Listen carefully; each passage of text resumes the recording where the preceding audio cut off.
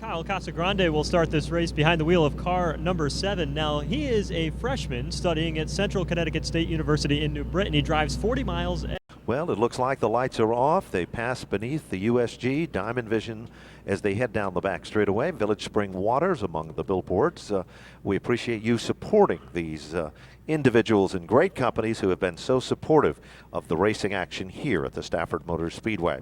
Remember, no matter how large or small your business might be, just pick up the phone or go to the web and contact us here at the Stafford Motor Speedway. The Root family, Scott and the rest of the gang will be more than glad to get you involved in NASCAR Wheel and All-American Series racing here at the Stafford Motor Speedway. Right now we are involved in the start. Hayes on the front row, and he scrambles his way into the lead. Let's see if Vince Gambacorta or Saunders can challenge him, but it looks like Hayes has gone into the lead early. Meanwhile, wasting no time at all, Albert Saunders moves into second, and with him comes Jolly. But the guy to watch is Kyle Casagrande. That color combination is not only colorful and looks fast, it is fast, as Casagrande will now move into the 4th spot. And he gets a battle from Vince Gambacorta in car number 23. Remember, 20 laps. Trouble for Saunders, car number 04, as he goes topsy-turvy in turn 2. A mad scramble here, and what a great job by Saunders, who gathers it back and loses only a few positions on the racetrack. Everybody is fired up, and it looks like we're going to remain under green, and that is exactly what Andrew Hayes was hoping for. He is way out in front in command. We've got a black flag, and I believe that black flag is being issued for the 2 car. So car number 2 being issued the black flag. Well, it's almost like Andrew Hayes is radioactive because he has gashed open a healthy lead. Trouble for Jolly. Jolly is headed onto the safety row in car number 2, so apparently maybe a penalty perhaps on the 2 car. Then we have Casagrande in second, and the 99 of Daddio. He only raced 5 times last year, but right now he is running a strong 3rd. Sure is, and look out, because moving to the front of the class as well is car number 1 for Corey Casagrande. He's just doing a great job as well. He currently sets in the top 5 with car number 1. Gone. He's way out in front, and that's car number 6 for Andrew Hayes. Hayes is literally pulling away from the opposition here. Down on pit road, car number 82 came in for James Carroll and is pulled back out to rejoin in the field. Jolly is the same, a technical call there as we work our way back off turn number 4. 4 laps are up on the board. This is 20 laps, as Matt pointed out. The usual 15 is the distance, but tonight, extra laps means extra excitement here. What a power move by Corey Casagrande in car number 1 as he was able to barrel his way underneath Stephanie Berardi. Remember the trouble that Saunders got into? Well, Albert did a great job that time, jackknifing his way underneath Nicholas Salvo. And last week's winner, Tony Membrino Jr., he is trying to flash dance his way to the front. Membrino, who is very, very strong a week ago, now is literally coming to the front, kind of pacing himself just a bit. There's a lot of time to get the job done here tonight. And speaking of time, the distance between first and second is suddenly starting to disappear. Casagrande is reeling in on the back bumper of Andrew Hayes as Hayes comes up on a lapped automobile. It's the 13 of Caitlin Bryce and the number 02 machine of James Carroll. Carroll directly in front of the leader, and that is going to work to the advantage of Casagrande. As if the caution flag comes out now, we've got a car spinning. It is the 36 car that spins off turn number 4 for Kelsey Rotino in the TAS Country Homes car, and that is going to bring out a caution. Well, right now, trying to convince himself that he is good enough to regain the lead is Andrew Hayes. Casagrande is right there with him. Let's see what happens as they drag race their way into turn number 1. Hayes has responded to the challenge as he darts in front of Casagrande. Hayes doing a good job, but Casagrande is moving in, and it's going to be, well, a sandwich move, because with Kyle comes his brother, car number 1. Corey Casagrande started in the 11th starting spot and is already working his way into the top 3. A podium finish in just his second outing if he can hold on and be the story there. Black flag has been issued for the 24 car.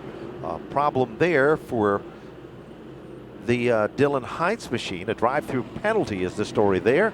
But meanwhile, look at the bid for the lead. Kyle Casagrande has taken over the lead, and Stephanie Berardi goes around on the top side, Matt, with car number 92. So she is stranded in turn number 4. Kyle Casagrande, however, leading by a pinky over the 6 of Hayes. Corey Casagrande is there, but the yellow comes out. Well, we've got them spinning at both ends of the racetrack, and last week's feature event winner, Membrino, spins the 00, but we believe, this is unofficial, that the caution was for the Stephanie Berardi machine. And if that is the case, the 00 will go back to the position he was running when the caution flag came out. That's because the race was already stopped before Tony Membrino did. So we'll try to figure out what happened, as there might have been a little and Berardi just went around, and she went into Eskimo country, the slippery stuff outside of turn number 4, bringing out our second caution of the race. Well, let's see what's going to happen. The lights are off on the safety vehicle. It's going to dive to the center of the infield, and we're set to do battle again. The big leader for 9 circuits has been Andrew Hayes, but hold on, the Casagrande boys are coming. They're marching to the front, and so is it the 04 of Albert Saunders. Now, Saunders got in a little jingle early and has made a great comeback, and here is Membrino. He's showing it was no fluke that he was the big winner on Sizzler Weekend. He showed some perseverance right now as he challenges Corey Casagrande for the number 4 position. The hole is open, however. Membrino goes high, and scooting into 5th is Steven Dadio. Membrino's car not working as well as it did on Sizzler Saturday. He's struggling now just to maintain a spot among the top 10 cars. Here comes Corey. He's all over Saunders' car as they head down the back straightaway. Gives him a little bit of a smooch in bump drafting style. Saunders picks up the pace just a bit. He does the same thing to car number 6 for Andrew Hayes. Off the turn, Kyle Casagrande is the leader of the pack. And it's Corey Casagrande, trouble on the front straightaway. Joshua Wood in car number 51. He goes off the racing service, but he is able to get back on the track, so we stay under green for the time being. 11 laps up on the board in this 20-lap event. Leader is still Casagrande, coming off the turn and bringing him back to the stripe. Lapped automobile is car number 24 for Dylan Heinz. He's right in the line of fire down to the bottom of turn number 1. Pick and choose time. Look out. Here comes Saunders.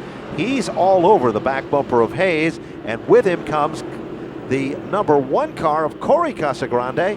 He's going to be a factor. Still a lot of time left to get the job done. 4 cars run nose to tail. Here comes Saunders making a bid for second. The top 4 cars could fit inside a Snuggie. On the outside, Corey Casagrande trying to wrestle the spot away from Saunders. Can't do it. Albert hangs tough in the number 3 position. Good battle as you look further back in the field.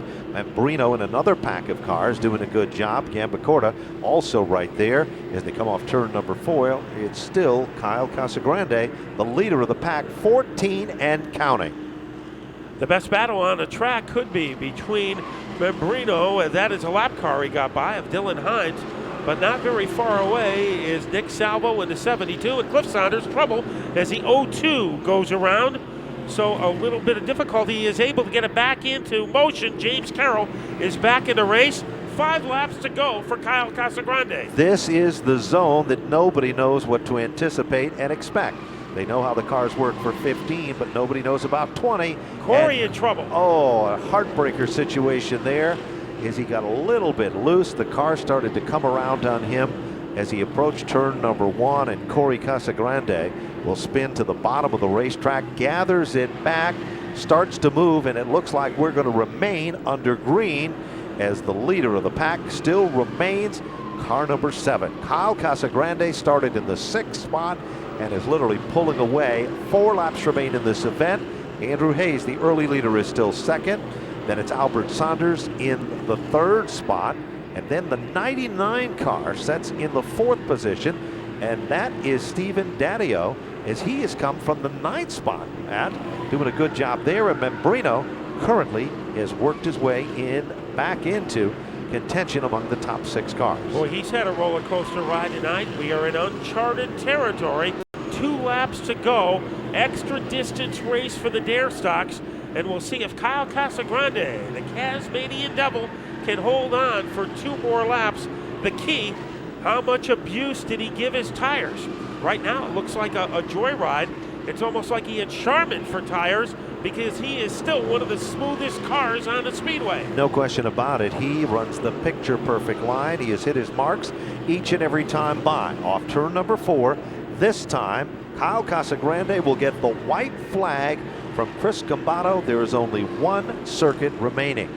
It is car number 7 still setting the pace.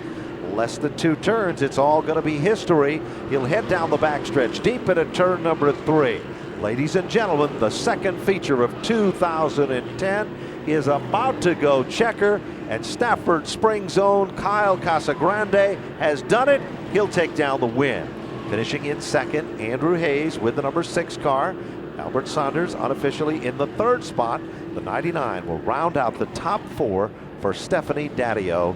And then it looks like the 00 of Membrino opening day feature event winner will be among the top 5 cars. Matt? And he was chased across the line by Cliff Saunders in the 4 and Jeff Jolly, who overcame a penalty to finish among the top echelon of cars. But Kyle Casagrande has won before. I think what will make this one very special is it came in an extra distance race. It means the crew had more of a say in it than usual, and it meant that Kyle Casagrande was able to preserve his car, was able to get the lead in the middle of the race from Andrew Hayes on a restart, and a very powerful performance by the freshman at Central Connecticut State University. So he earned a passing grade tonight. I think you would have to give him A+. I definitely agree with that. Great run also for Hayes and Albert Saunders. The comeback of the event. He got involved in a little jingle there, adjusted, and came back for a podium finish. Joe Koss is down there in the winner's circle, and we'll be talking with our winners in just a few short moments. Don't forget, tomorrow, the paddock opens up at 7, spectator gates at 10, 11:15, the CarQuest Belts and Hoses pit party. And then, of course, they're going to do a quick round of practice for the SK Modifieds, the late models, and the Whelen Modified Tour. And at 2 o'clock, SK Modified feature event number 1 for 40 laps, followed by the late model feature for 30, and the Whelen Modified Tour for the 39th annual CarQuest TechNet Spring Sizzler for 200 laps of flat-out racing. There's those 2 beautiful family Ford of Enfield trucks on the front straightaway. If you're in the market for a newer used vehicle, check out what Family Ford has to offer. Don't forget, Scout Night, bring those uniforms and join us during the month of May. Down into CarQuest Victory Lane, Joe Koss is there with our winners of tonight's Dare Stock feature. Well, Kyle Casagrande takes home the extra distance event in the Dare Stock division, receives a checkered flag and some Village Springs water as he has made his way into CarQuest Victory Lane here this evening. And Kyle, started off your freshman year in college coming to a close. You get the win, a new look in the race car. Tell me about this 20-lap feature event. We knew we had the best car from the first lap of practice. Definitely, I don't know if anyone could have touched us the whole night. Got lucky, missed the wreck in the first turn, and then from there on out, I guess we just kept it up and kept the lead. Now, earlier in the day, you told me you went to the barber shop earlier in the week and you tried a new haircut. First, it was a new paint scheme. Now it's a new haircut. I bet you're going to wear that same look again next week, aren't you? Yeah, I mean, if it's working, I got to keep it with it. Well, a new haircut and Kyle Casagrande, same results. He's back in CarQuest Victory Lane.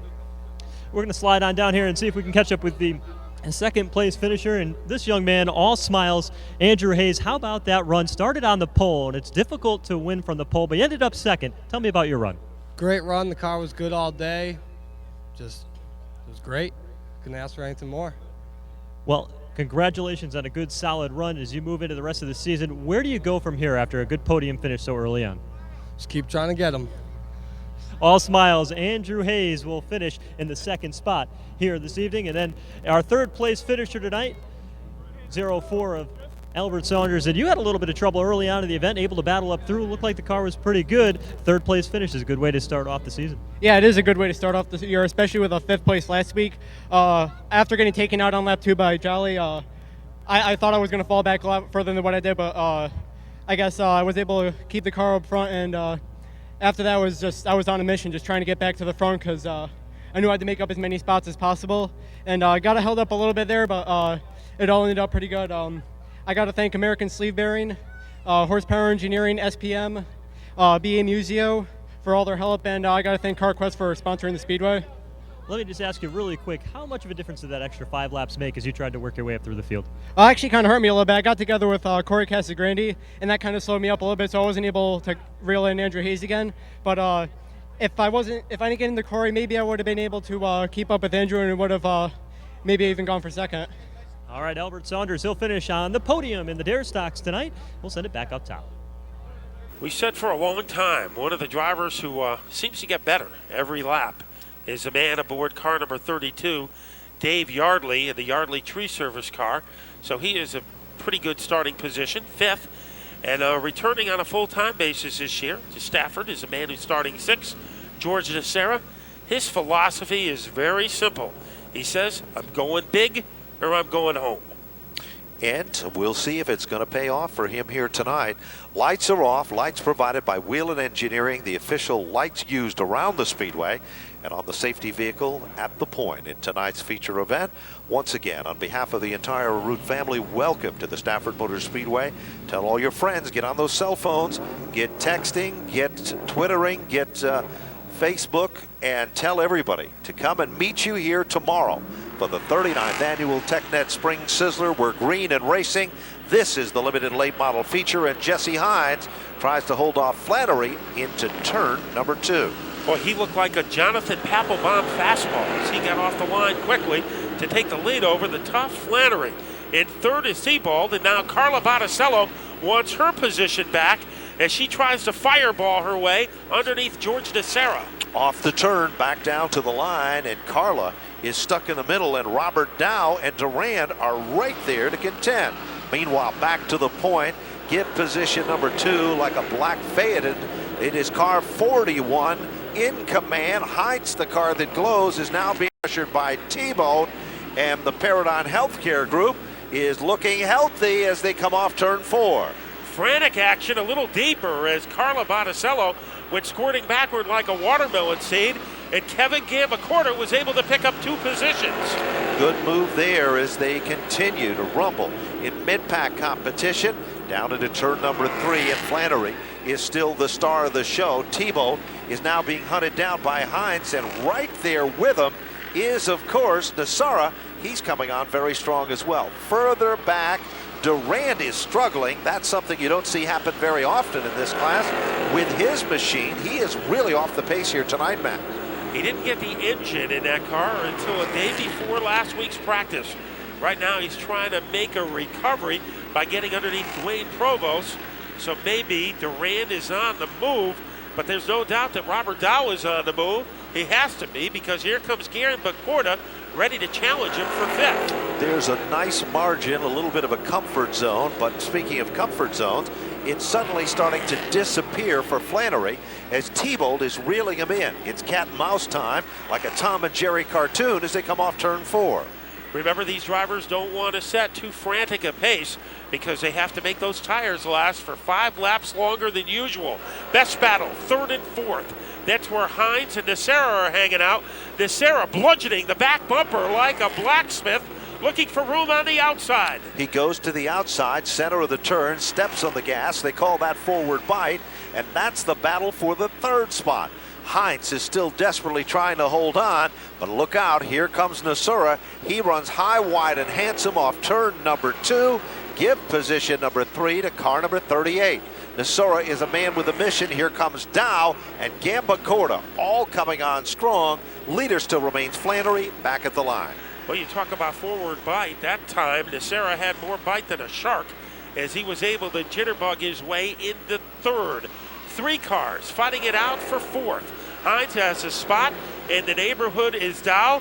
And making a late rush is Kevin Gambacorta. He said he was going to be conservative in the beginning. There's nothing conservative about the battle for the lead, however, as T-Ball is closed in to within handshaking distance of Dan Flannery. Flannery literally touched the wall that time down the front straightaway. He knows that T-Bolt is there. He can feel the heat of the radiator as they head down the backstretch.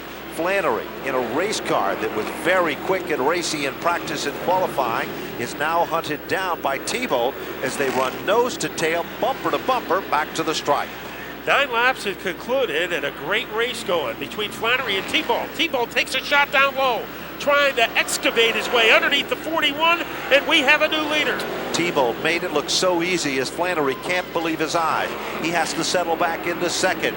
T-Ball emerges as the brand new leader. Paradigm Healthcare looking healthy at the point. They touch off turn number 4. So a little smooch, but it doesn't stop the momentum of either one of the drivers. Nacera breathing fire. Car number 38, he is ready to make it a 3-way extravaganza for the top spot. While all that's been happening just off the podium, Hines is being hunted down by Robert Dow. Back to the stripe they come. It is still T-Ball leading the field 10 laps up on the big board. T-Ball has a lead, but all over him like armor on a night at the round table is the 41 of Flannery. Nacera in the picture. Good battle for 5th and 6th as Dow's advantage has been narrowed by Kevin Gambacorta. Good racing wherever you look among the top positions here. Back to the strike. T-Ball is still the leader of the pack, and Flannery is still trying to reel him back in. Don't count out Nacera. He started in the 6th spot. He has gained 3 positions, still setting in 3rd, and he is all over Flannery as they dive into turn number 3. Remember, there's 13 laps to go. Don't say I didn't tell you, Matt. Look at who now has taken over second. And he is able to Knievel his way underneath Flannery. And George Nacera, maybe the most confident of all the drivers in the paddock tonight, has rampaged his way into the top 2. Nacera isn't going to be happy with just second. He's going to go for the gusto. Down into turn number 3. About 2 car lanes separate first from second. Same margin, second to third.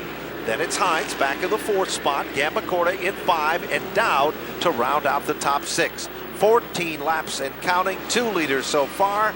It is still T-Ball, the leader, but the big question is Nacera catching him down the backstretch. T-Ball has run the fastest lap of the race so far. He is going to need 5 more of them to hold off Nacera. A little deeper in the field, trying to work his way up, is Andrew Durand, but Durand is still mired in 7th place. Meanwhile, we've got a spin to the bottom of the racetrack over in turn number 2, and it's the 69 car for Peter Kerr that spins to bring out the caution. Josh on the starter's stand looking the field over, studying as they head off turn number 4. Get ready. It's showtime. Back to the stripe, 14 and counting. Greens are out, and Nacera gets an amazing run on the outside of the racetrack. Bonsai move from the high lane to the low lane, and Nacera has taken over the lead like he was shot out of a cannon. Yeah, he exploded like he was at Cape Canaveral as he leads by a shirt sleeve over the 58 of T-Ball. Making some noise, Andrew Durand, trouble for Hines. He goes sideways. Can he correct it? Yes, he does, but things got a little scary for Jesse Hines. Well, all that's what's happening. Robert Dow moves in, takes over the 6th spot. Gambacorta is now hunted by Durand. Durand got a second win here. He's among the top 5 cars. It wasn't long ago. He was struggling at the bottom of the top 10. Back to the stripe. Nacera is still the leader. T-Ball still looking racy in 2nd, and Flannery still setting in the 3rd spot. 9 laps remain in this shootout for the limiteds. George Nacera has the fastest lap of this race, and he did it on the last lap. So that car is getting faster for George Nacera. No question about it as they come back to the stripe. It is still Nacera still pulling away now. As meanwhile, Jesse Hines has got a car that suddenly has become evil as he starts to work his way to the back. He doesn't need a mechanic. He needs a witch doctor, as that car has some voodoo in it. Trying to get some giddy up is Sean T-Ball, car number 58, closing the gap that separates him and Nacera. He is all over the back bumper, trying to elbow his way into the lead, and he pulls it off. And his fans love it. They're jumping up and down in the seats, Matt. Taking back the lead is T-Ball. Nacera cannot believe his eyes. He has to settle back into 2nd. Meanwhile, Flannery still holding on for 3rd. Durand and Gambacorta, winner of event number 1, are still duking it out. That's the battle for 4th and 5th. Now throw Robert Dow in there, and you've got a real barn burner among the top 6 cars. Now it takes T-Ball's car a little while to get going. So the last thing he wants to see is a yellow over the final 6 laps. Battle for 4th. Here comes Durand. What a resurgence for that car. as he's trying to roller coaster his way underneath Kevin Gambacorta. Well, it took him a little while to get it dialed in, but those horses are really starting to, well, run more than a trot. They are flat out racing as Durand will now move into the 4th spot. Trouble now. In turn 4. We've got trouble also in the 4th turn. The 69 comes together. Paul Verrecchio, the other car involved there. Yep, and while that was happening, the 42 machine of Michael Ray spun after the fact, just to the left of the Diamond Vision screen, and that is going to change the complexion. And this is not, by the way, what our driver of car number 58, Sean Thibault, was looking for. Well, we are looking to see what happened to the 69 car of Peter Kerr, who is yet to arrive, and there he is as he got around, and then he was nudged after the fact by Paul Verrecchio, who really had nowhere to go except between the 6 and the 9. Down to 5 laps to go. Very crucial restart between Thibault and Nacera. Well, they come off turn number 4, and again, Nacera looks as good as he did the last time. He's able to pull off that slingshot move from the high side to the low side. Thibault fights back. They swap some paint off the turn. It is Thibault, but Flannery is in this now. Nacera is there. Here comes Durand. 5, 6, 7, 10 cars contending for the point. Here comes Flannery. He's muscling his way. Black versus white at the line. He was 3rd a minute ago. Now he is challenging Thibault for the lead. Flannery trying to blockbuster his way on top. Trouble in the turn. Provost is idle in turn number 1, but the new leader is Dan Flannery. No question about it. 21 laps up on the board. They come back to the line, and Flannery, in the first half, he was mellow. In the second half, he is mean as he works his way down as the leader into turn number 1. Now remember, it takes a couple of laps for Thibault's car to come in. Will he have enough time to corral the 41 of Flannery? Nacera in 3rd. Gambacorta, he said he was cautious in the early going. Let's see if that conservatism pays off. And now Thibault leading on the back bumper of the 41 car. If Flannery can guard the inside lane, he'll be able to have somewhat of an advantage. He left the door open, and in comes Thibault. Off the turn and down the backstretch. Trouble now. The 19 car loses a wheel. Car number 19, the Carlo Botticello machine, loses a wheel, and involved is the 00 car of Joe Nojak and the 69 car of Peter Kerr. But the Botticello machine lost a tire, and that is going to bring out a yellow, and that is not what car number 58 and Sean Thibault was looking for. No, because we go back to the last completed lap, and that means Dan Flannery will be able to keep his lead. And 2 laps to go. Thibault will be starting on the outside, and I think the wild car now might be the driver of car number 38, George Nacera, who will be starting inside in the 2nd row. This is going to be 2 unbelievably exciting laps, and that's why we call these the 3 most exciting words in motorsports: green, white, checkered, to determine the winner of tonight's 25-lap limited late model feature. And we know Flannery takes pride in his ability to close a race down. We'll see if he can do it on this restart. Well, they are green and they are even as they cross the stripe.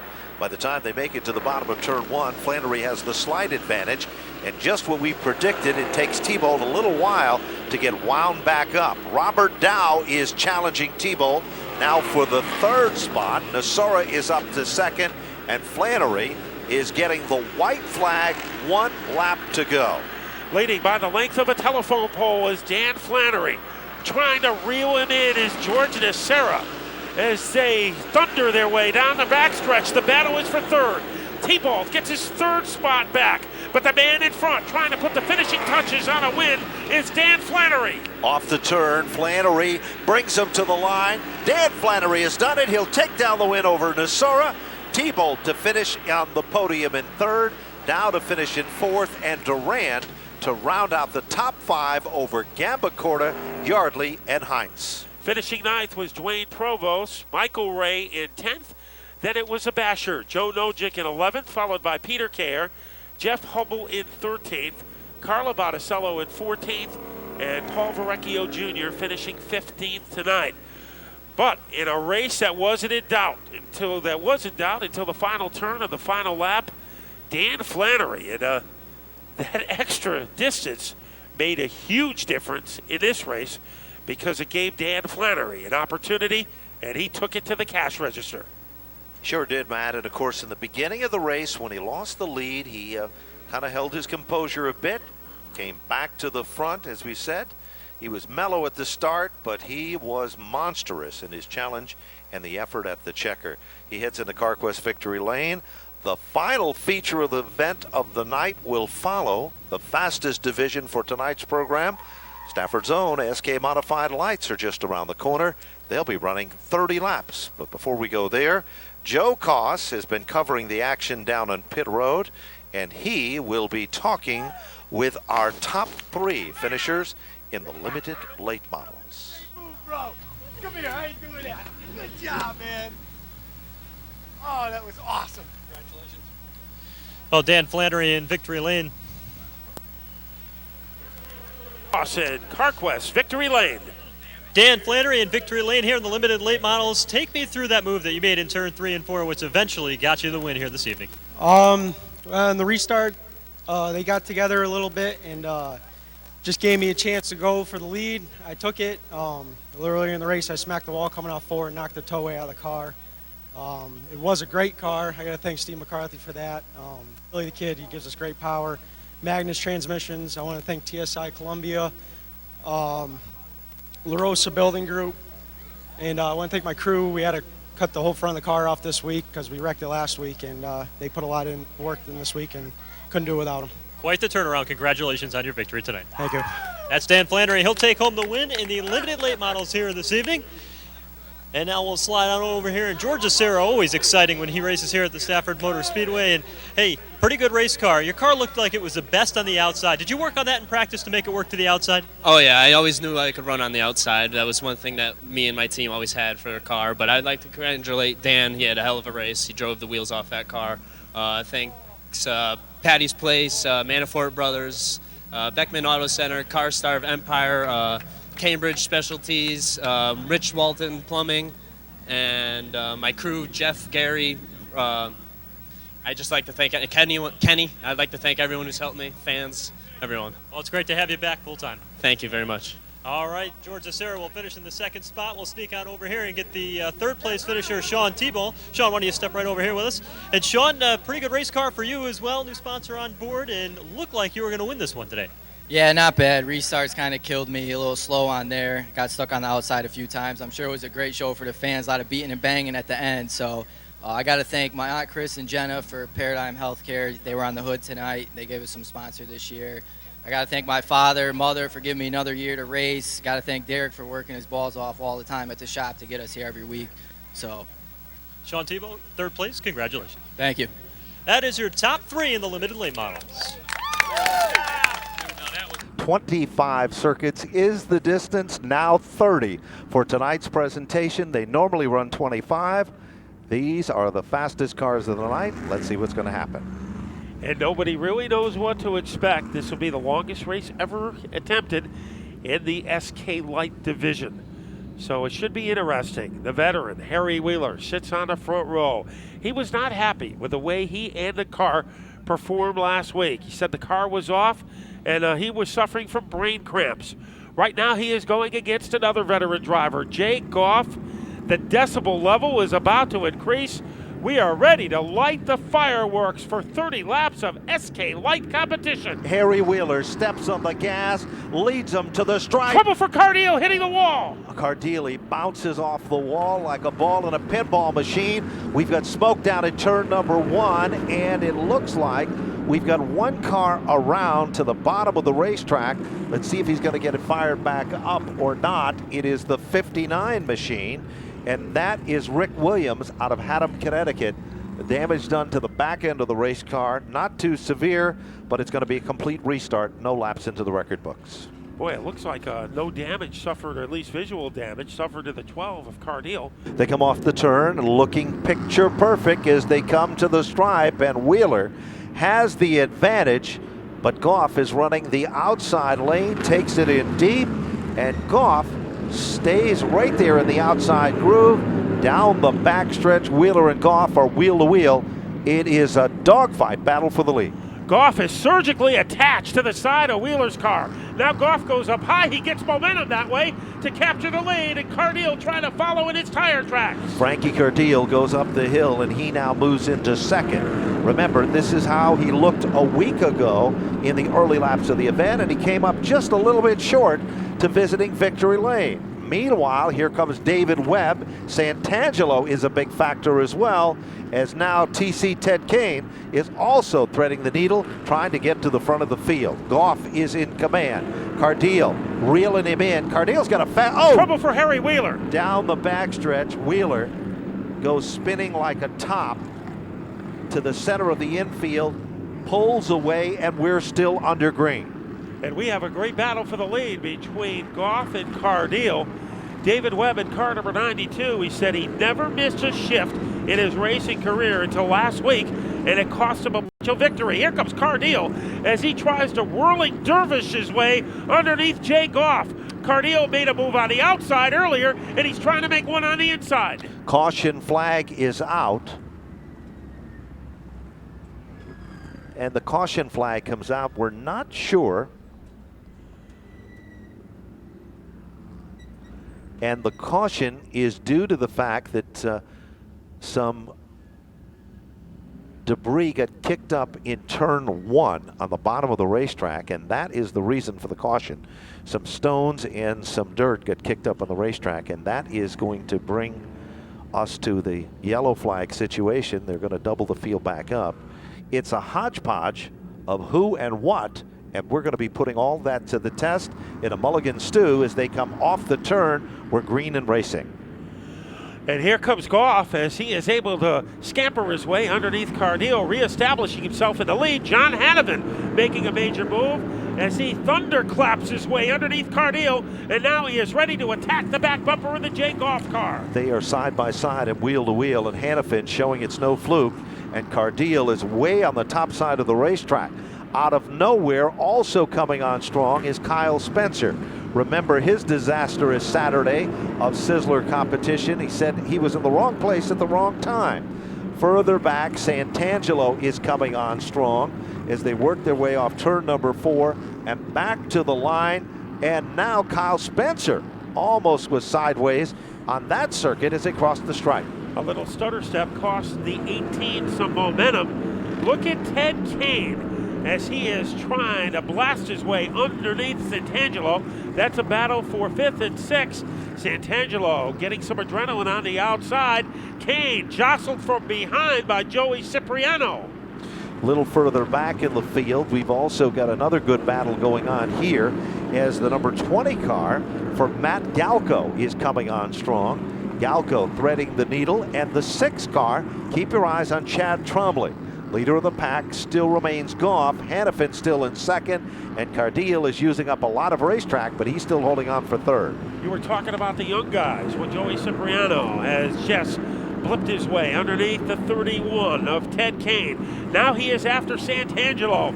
Look at Joey Cipriano, a high school sophomore, has moved into the top 5. Cipriano isn't done yet. The 84 car setting in the top 5. He started in the 14th starting position. Here comes Frankie Cardile down underneath Hannafin. He's getting his second wind here. He'll put the hammer down. Hannafin wastes no time at all to the outside of Goff. Looking racy. Hannafin's got aggressive here tonight, and Frankie Cardile wants some room that just doesn't exist. Top 3 car yellow comes out on lap number 9, and a 2-car fracas in the 4th corner.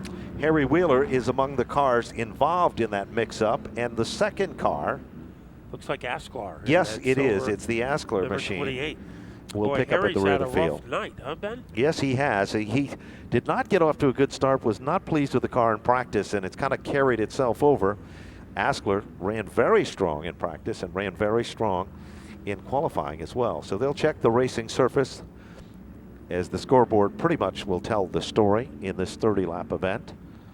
Remember, this will get our juices flowing for tomorrow for the 39th Spring Sizzler. Let's see if we can figure out what happened to Harry Wheeler. And it was Asklar that got out of condition first And once again, Harry with nowhere to go. Hannafin on the top side. And Goff has a slight advantage. Guards the lane on the bottom, and Hannafin now comes back to life. But the guy to watch is the battle that's raging at the bottom of the top three. But here comes Hannafin. He's got the lead, Matt. Hannafin is able to scoot his way in front of Goff. 5 cars could fit inside an aspirin bottle. Swooping underneath, Cipriano trying to take second away from Goff. While that's happening, David Webb spun off turn number 4, but we are still under green. Battle is still for second. Trouble now. Santangelo hits the wall. Santangelo's car locked up a wheel and hit the wall at a ton. And the Bacon machine also went spinning. Car number 7. 13 was involved, and Victoria Bergetti tried to stop to avoid all of that. So 10 laps back under yellow. And there's the Bacon machine. That's the car owned by the Provost family. The cars involved, the 83 of Barrett, the 11 of Santangelo, and the 13 car driven by Josh White. And White got in there late against Tommy Barrett. Well, young Tommy got his baptism to Stafford Motor Speedway on that, as he got a forearm shiver from Josh White in our 4th yellow coming on lap number 10. But what a fast-paced and spirited battle up at the front. John Hannafin, a guy who didn't have that much success last year, but he was competitive on opening weekend, and he made that move on the outside as he catapulted his way into the lead from the 07 of Jay Goff. So the time has come to reshuffle the deck as we get ready to turn them loose. Good restart, John Hannafin, as he firecrackers his way back into the lead. To the bottom of turn number 1, Hannafin makes it look racy. Frankie Cardillo's got a car that'll work both high and low, but he's got to watch out for Cipriano from 14th up to 3rd. He's done that in 10 circuits. Cipriano is among the quickest cars on the racetrack. He's another one of those young guns, as now Cardillo goes from the high side to the low side, almost has the lead. They are side by side down the back stretch, and Frankie Cardillo is right there in the right spot to make some magic. Hannafin isn't about to give up. Cipriano is waiting for the curtain call, Matt. Cardillo has come close to grabbing the lead, and now he has done it by a sliver over the 76 of Hannafin, as here is Cardillo gaining the top spot by about the width of a razor blade. The top 3 cars can fit inside a ping pong ball as they go into turn 4. Back to the stripe they come, and Frankie Cardillo has got the lead. Oh, he comes out wide. Hannafin does an amazing job of gathering back that race car. Cipriani is the next guy to challenge Frankie Cardillo, who is now gone at the front of the field. Hannafin is, well, his temper is up. He's going to chase him down. Well, Hannafin appeared to scrape the wall. Cardillo scraped the wall earlier in the race. Jay Goff trying to recover, and as you mentioned, Matt Galco, car number 20. He is trying to boogie his way underneath Kyle Spencer to grab 5th place. Shane Prucker is also coming to the front of the class as well, as they work their way off turn number 4, halfway down and halfway to go. And completing the move is Galco. That opens up a hole for Shane Prucker, car number 16, and Prucker infiltrates the top 6 momentarily, and then a momentum surge for the 18 of Spencer. Now Spencer might have his second win. Spencer looking racy. He now moves into the 6th spot again, forcing Prucker back to the 7th spot. 8th spot is Heather DeRocher. 9th spot is the number 6 car for Chad Trombley. And just out of the top 10, opening day winner, it is TC Ted Kane with car number 31. Back to the stripe, leader of the pack still remains Frankie Cardillo. He is literally running a whole different line. Wild ride for Hannafin as he goes into John Deere country off of the front stretch. He loses several positions on the racetrack, but now Cipriani is now starting to reel in and close up that gap on our leader, Frankie Cardillo. Well, the veteran against the teenager. Frank Cardile against Joey Cipriano.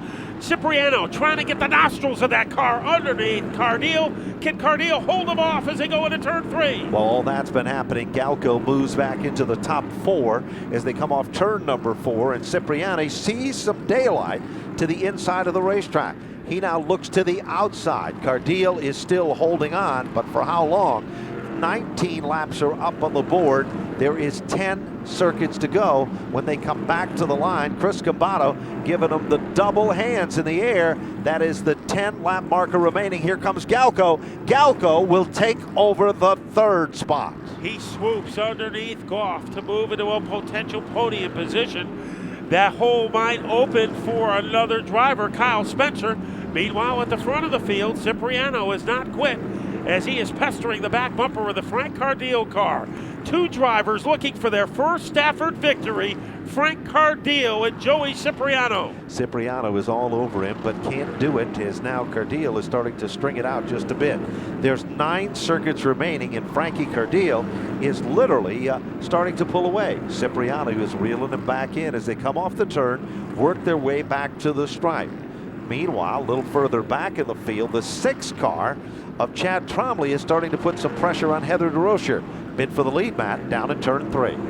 As once again, Cipriano threatens down low, trying to excavate his way underneath the 12 car. What a crafty race driven by Frank Cardile so far with 7 laps to go.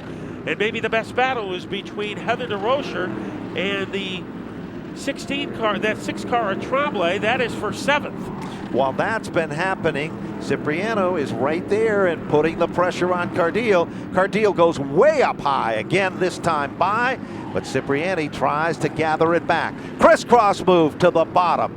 Cipriani right there. Cardile is on the outside. We've got a yellow. We've got one in the wall off turn number 4. It's the Bacon car, car number 7, and it looks like it was a pretty solid hit as fluid now comes from beneath the number 7 car. We are under yellow, 24 laps now into the record books. Eric Bacon taking a ride over that car this year from Dwayne Provo, as he hit the wall pretty substantially. So Eric Bacon making his debut, runs into some turbulence with 6 laps to go. What a shootout this is going to be on the restart between Frank Cardile and Joey Cipriano. So we're ready to turn up the heat. Who will get the fast getaway? On the bottom, Cardile, the veteran, gets a jump. He pounces across the stripe to get the advantage over Cipriano. Car number 6 gets crossed up and hits down in turn number 1. And things all got crossed up when Kyle Spencer's car did not come up to speed at first. And that set off a chain reaction situation, and bad luck continues for poor Tommy Membrino. He became a victim of circumstances again. The 6 car of Chad Tromley was wedged in that, and he did a good job, believe it or not. That car was headed towards a cement front straightaway wall, and he gathered it back just in the nick of time here. The 16 car was also involved for Shane Prucker, and that car you can see damaged down to the inside of the racetrack. But the heartbreaker has to be for the driver of car number 99, Tommy Membrino. Just can't get a break no matter how hard he tries. And no matter what car he drives, he runs into congestion as he did right there on the restart with 6 to go. That was our 6th caution flag. It came out for 3 drivers, the 99 of Tommy Membrino, the 16 of Prucker, and the 54 of Harry Wheeler. 3 leaders as Goff led early, Hannafin led in the middle, and taking over the race on lap number 12 was car number 12 and Frankie Cardile. Even a veteran has to be nervous when you have a restart coming so late, and then it will be followed by another restart. Well, the Gary's Automotive, they're located, Gary's Repair and Automotive, located right behind the Speedway, here is going to assist and pick up the 99 car and move it back to the center of the infield. The Chuck's Towing Wrecker picks up the number 6 car, and of course that's the Chad Tromley machine out of Bethany, Connecticut. And we'll go to the replay and see what we have. As we're watching the restart. And as we said, it all took place when the 18 car did not get up to speed. That set off a chain reaction behind him, and as everybody scrambled, a lot of people became a victim of circumstances. There's another look at a different replay, and you can see what happens when the 18 does not appear to be into gear. Look at that 6 car. Thank goodness there was another car in between there to keep him out of the wall, because he would have hit at a ton. And Harry Wheeler got hit around like a pinata. Yeah, he as did. He got hit from all angles. Yep. Shane Prucker, an innocent bystander, but he was able to get out of trouble. Harry Wheeler did not. So the number 99 car on the back of the hook being brought to the center of the infield, and the damage is a little bit intense. Off the turn, here they come. Green flag is out. Cipriani and Cardile are wheel to wheel. Down to the bottom of turn number 1, and Frankie Cardile does it. Second wind coming off the turn. Down the backstretch, Cipriani and Cardile running side by side and wheel to wheel. Cardile trying to hug that white line. He drifts high. Door opens for Galco as Galco sprints into second.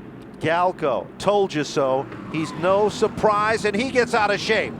Galco goes up the hill, does not make contact, but it's a costly situation for him. And Jay Goff has moved into second as he dive-bombed his way underneath Goff, but the yellow comes out. Well, we're looking at the situation as it happened, and what really happened is, simply as we said before, he got in a little bit too deep, then he got up in the loose stuff, and the car went one way. He tried to correct it. He was able to snap it back, and that's exactly what you see right there. There's the snap, and he was real lucky that he didn't make heavy contact. Yeah, there was a snap, and he was lucky there was no crackle pop after it, and he kept it off the wall. There he goes again as that back end just came around on him as he got a little hot going into turn number 2. And it looks like from that vantage point now, it looks like perhaps the 84 might have made some contact with the 20 initially, and that might have set the whole thing off. Cardile would settle for the start he got the last time. Let's see if he can get it. Off the turn, Cardile, and trouble now. Heather DeRocher has a problem of getting up to speed with car number 10. Cipriani is back into second, and with him comes Kyle Spencer with car number 18. Jay Goff on the outside of him. Kane in 5th. A little tap by Earl Pelletier. Pelletier has come out of the wilderness to move into 6th place. And while he is doing that, Erica Santos has now moved among the top 7 cars. 2 cars have started to string it out at the point. 4 laps and counting left in this one. Off the turn, back down to the stripe, and it still remains a dogfight battle for the lead. And Frankie Cardile is looking still like a shoo-in if he can maintain this pace for 2 more circuits when they cross the line. He screeches his way into the 3rd corner. He is still being tormented by Joey Cipriano. Good battle for 3rd and 4th between Spencer and Goff. Kane settling into 5th. How much ammunition does Joey Cipriano have left? He's making a do-or-die move on the bottom. He makes a bid for it. Frankie Cardile goes from the high side to the outside to the inside. He holds on to the lead. Cipriani is there. Here's the white flag. This is the final time by. Cardile goes to the high side, then to the low side. Cipriani moves to the inside. They almost touch coming off the turn. Down the back straightaway. Cardile guards the inside lane to the bottom of the racetrack. Off turn number 4. Here comes Cipriani again. Frankie Cardile has done it. He'll take down the victory. His first ever Stafford victory with Cipriano in 2nd, Jay Goff in 3rd, Kyle Spencer in 4th, and Ted Kane rounding out the top 5. Earl Pelletier, a great finishing kick for him to finish in 6th. Erica Santos 7th. David Webb, a good recovery. He goes from the back to finish 8th. Matt Galco settles for 9th. And Heather DeRocher rounding out our top 10. Great run for Victoria Bergenti. Vic the Quick finishing in 11th. Paul Cola 12th. Rick Burwood 13th. Shane Prucker 14th. Then it's Chad Trombley 15th. Harry Wheeler 16th. Tommy Membrino, Eric Bacon, John Hannaf in 19th, Tony Santangelo rounding out the top 20. What a night this is for the race at Mason. I don't know what more that Joey Cipriano could do except steal the steering wheel or pogo stick his way over the 12 car. But a couple of times it looked like Cipriano was going to make a move on the bottom. But Frank Cardile had some giddy up coming off that second corner, and I think that's what enabled him to win his first race at Stafford. Sure did, and what a good victory it was. He's in the CarQuest victory lane. Don't forget tomorrow, just want to remind you, the 39th annual TechNet Spring Sizzler. The paddock area opens up at 7 o'clock, the main grandstand at 10, the CarQuest Belts and Hoses pit party at 11:15. The SK Modifieds and the late models will do practice. Then the Wheel and Modified Tour cars, and about 2 o'clock, the SK Modified feature event will go green, followed by the late models, and then the Wheel and Modified Tour. 39th annual CarQuest TechNet Spring Sizzler 200 will be the crowning jewel of the greatest race in the history of spring. Right now, our attention goes to CarQuest Victory Lane. Well, Frankie Cardile receiving congratulations from half the paddock area here in CarQuest Victory Lane. He snakes out of his race car. He'll stand atop the roof, and he'll put a pretty good dent in that roof, but it's well worth it. Now he jumps down. Well, certainly heroics on the racetrack, and now heroics in CarQuest Victory Lane as Frank Cardile will go over and say hello to Rob Summers. Frankie, come on over here, my friend. I know you're excited, but take me through it. How were you able to make that car so wide in those final closing laps? I just couldn't wait till it ended, hey. I had a good car, and then I figured out cautions and kept tightening up. I said, please, God, just throw the checkers. Well, the Checkered finally came out, but it wasn't without Joey Cipriani, who comes over and gives you a big congratulations right on your rear bumper. Thank you. And I want to thank Robbie Summers for helping me out, M&T Enterprises, my wife, especially my dad. This one's for my dad. Congratulations on your win tonight. Thank you, buddy. Frankie Cardile celebrates in CarQuest Victory Lane here in the SK Light Modifieds, a thrilling event as he'll come out on top. And now we'll sneak on over here. 15-year-old Joey Cipriani able to finish in the second spot, and what an outstanding performance. Joey, it looked for you like you were able to get the car handling exactly the way you wanted it to. How were you able to figure out these SK Light Modifieds so quickly and so young in your career? I'm not sure. I mean, I used iRacing as a tool sort of help me figure out the track, and I'm speechless right now. I'm so excited to be running up here with these guys. I mean, the car was perfect tonight. A little on the loose side, but I'll take a second to this guy any day. How thrilling for you in those final couple of laps was that race? Oh, man, it was a lot of fun. I almost had him on the last lap coming out of 2, but I got a little sideways. But I want to thank Frank for racing me clean, all my sponsors, AVI Pumps, United Roll-Off Services, New Age Designs. I want to thank Bob Parker for giving me a car to race this year. Everyone that helped, my mom, my dad, George, Billy, Mark, just everyone that's helped put this car together this winter. It's been great. That's Joey Cipriani. He finishes in the second spot here this evening. Now we'll bring in Jay Goff. And Jay, you were up there in the beginning, slid back a little bit, made a late race charge, and ended up finishing the third positions. Congratulations. Thank you. We got a little tight there in the middle of the race, and we had to wait for the tires to cool off. That caution helped us out. We were able to get the bite back. We were really fast at the end. I thought we had a good shot at maybe even catching up to the leaders. I definitely got to thank Personal Touch Landscaping for helping me build my new race shop. It was really great help. Napa of Talon, really good. CarQuest. I picked up a couple of new sponsors, Clover Corporation and Rob B's Plumbing Service. And I know I'm forgetting somebody, but I really appreciate everybody's help. My family, of course, helped me through the racing season. That's Jay Goff. He'll finish third tonight in what is an exciting SK Light Modified event, just getting us set up for tomorrow afternoon. Well, ladies and gentlemen, that looks like it concludes tonight's program. Now let's go to pit road in Joe Koss. Driver who has not raced full-time in the SK Modifieds in a couple of seasons here at Stafford Motor Speedway. Behind the wheel of car number 54, all new equipment, all new season. He ran a couple of races last year, was very successful. They'll be around for the full year. It's Eric Burton, the 54. He'll roll from the 8th position this afternoon. To the turn one end of pit road, and Cal Chenanet. The Wheelers Automotive number 88 from Kid Rock, Keith Rocker. They're starting outside row number 1. They say the car is stout. They were denied in 2009 in championship. They're back with a vengeance in 2010. Well, ladies and gentlemen, as they head off turn number 4, This is it. This is the SK Modifieds. Jackaroot's dream. Get up and give them a wave. We're about to go green as they head off turn number 4. Make some noise. It's showtime, CarQuest style. From the Stafford Speedway, these are the SK Modifieds.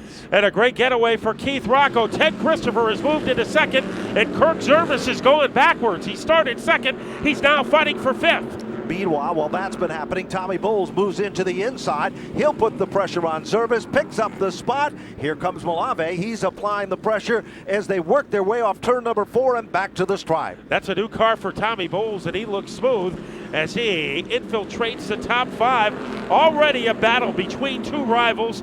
Keith Rocco and Ted Christopher the lead. It didn't take long for those two guys to put the gloves on. Well, all of a sudden, Woody Pitkat kicks a little dust up, and it ends up in the eyes of Chris Jones as he makes a different line in his strategy coming through the turn. They're starting to single out just a bit. It's still Kid Rock in command. Christopher reeling him in, and Rucco, the fastest car in practice, still setting in the 3rd spot. Here comes Pitkat down underneath Bowles. The car that glows in golds is making its pressure known off the turn, and Jensen, it is the Jones machine right there in his back bumper. A Tasmanian devil move by Pitkat to get underneath Bowles. Now Chris Jones is trying that identical maneuver. Right behind him is Jeff Burrell. Brett Anderson moving to the upper echelon of the field, and a little sideways maneuver for Burrell, but he is able to gather it back. Burrell gets a little bit crossed up. No harm, no foul in that one. But out in front, 4 laps into the record books, it's still Kid Rock, your leader. Teddy Christopher still in 2nd. Rucco is 3rd. Then it's Malave in 4th and Woody Pitkat in 5. Spinning around is Anderson in turn 4. Everybody able to get around him.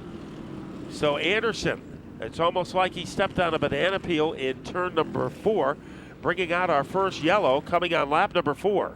As the cars get ready to raise the decibel level. Off turn number 4, about ready to stomp on the throttle, and they do, and Christopher has a slight advantage at the line.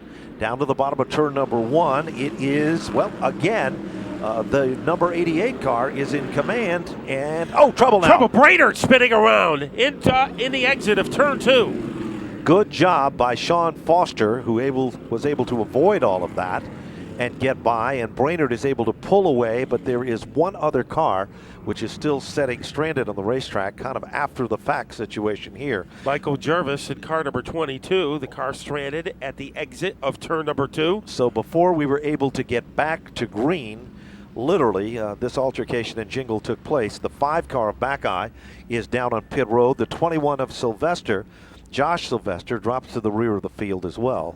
We are ready to start. Hitala on the sidelines.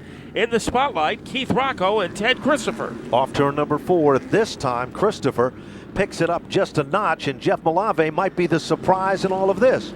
Trouble out. Gallo goes around on the front stretch with car number 77. He comes to a stop next to the cement retaining wall down there in turn number 1. So Gallo, and everybody did a masterful job of avoiding him, got crossed up about 3/4 of the way down the front stretch. So we do not believe that he made heavy contact with the wall, Matt, but enough to cause the yellow to come out. We'll take a look at our Diamond Vision screen and see if we can sort all of this out in just a second here. We can see from our vantage point, here's the initial start when they came down the front straightaway. Everything is looking good, and then all of a sudden, the Gallo machine might have had a little bit of help there, Matt, and came back across the racetrack. See what's going to happen as they head off turn number 4. Get ready, it's hammer time as they head off the turn.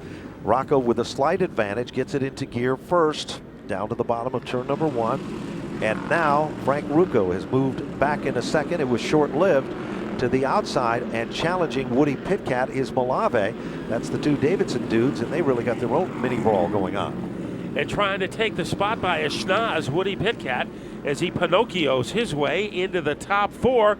Best battle on the track for second. On the inside is Rocco, and right now he's pulling away from Ted Christopher. Well, all that's been happening. Woody Pitkat moves in. We've got trouble. Joey Allegro is in an altercation. Glenn Griswold is involved, and it looks like Scavora is the other car involved down in turn 1. Get ready, it's showtime again.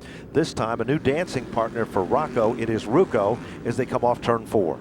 And Keith Rocco is able to roller coaster his way back into the lead. Now this time, Christopher on the bottom, making a bid for the lead. Ted Christopher.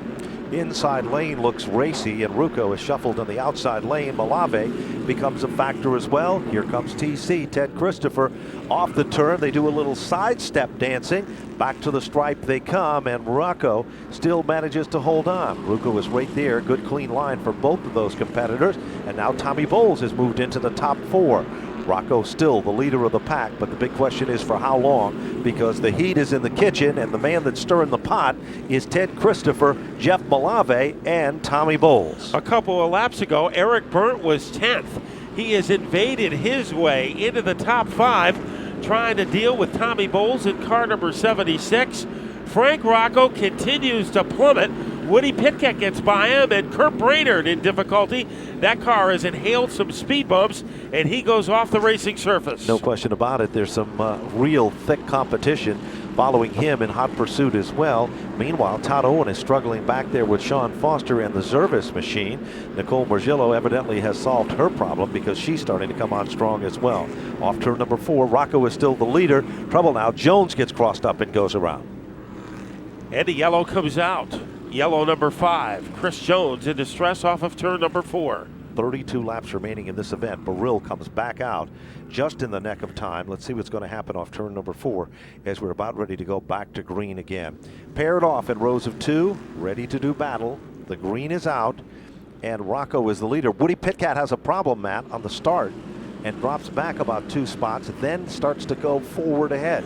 Burt, what a move there as he gets by Malave to move into 3rd place. Burt is a man creating some magic. He moves in, and with him is car number 8. We haven't even talked about Kurt Lanahan. He's become a big factor as well. Brand new paint scheme for that car, and right now he is going to scrape his way past Jeff Malave, and he darts into the top 4. What a surprise there.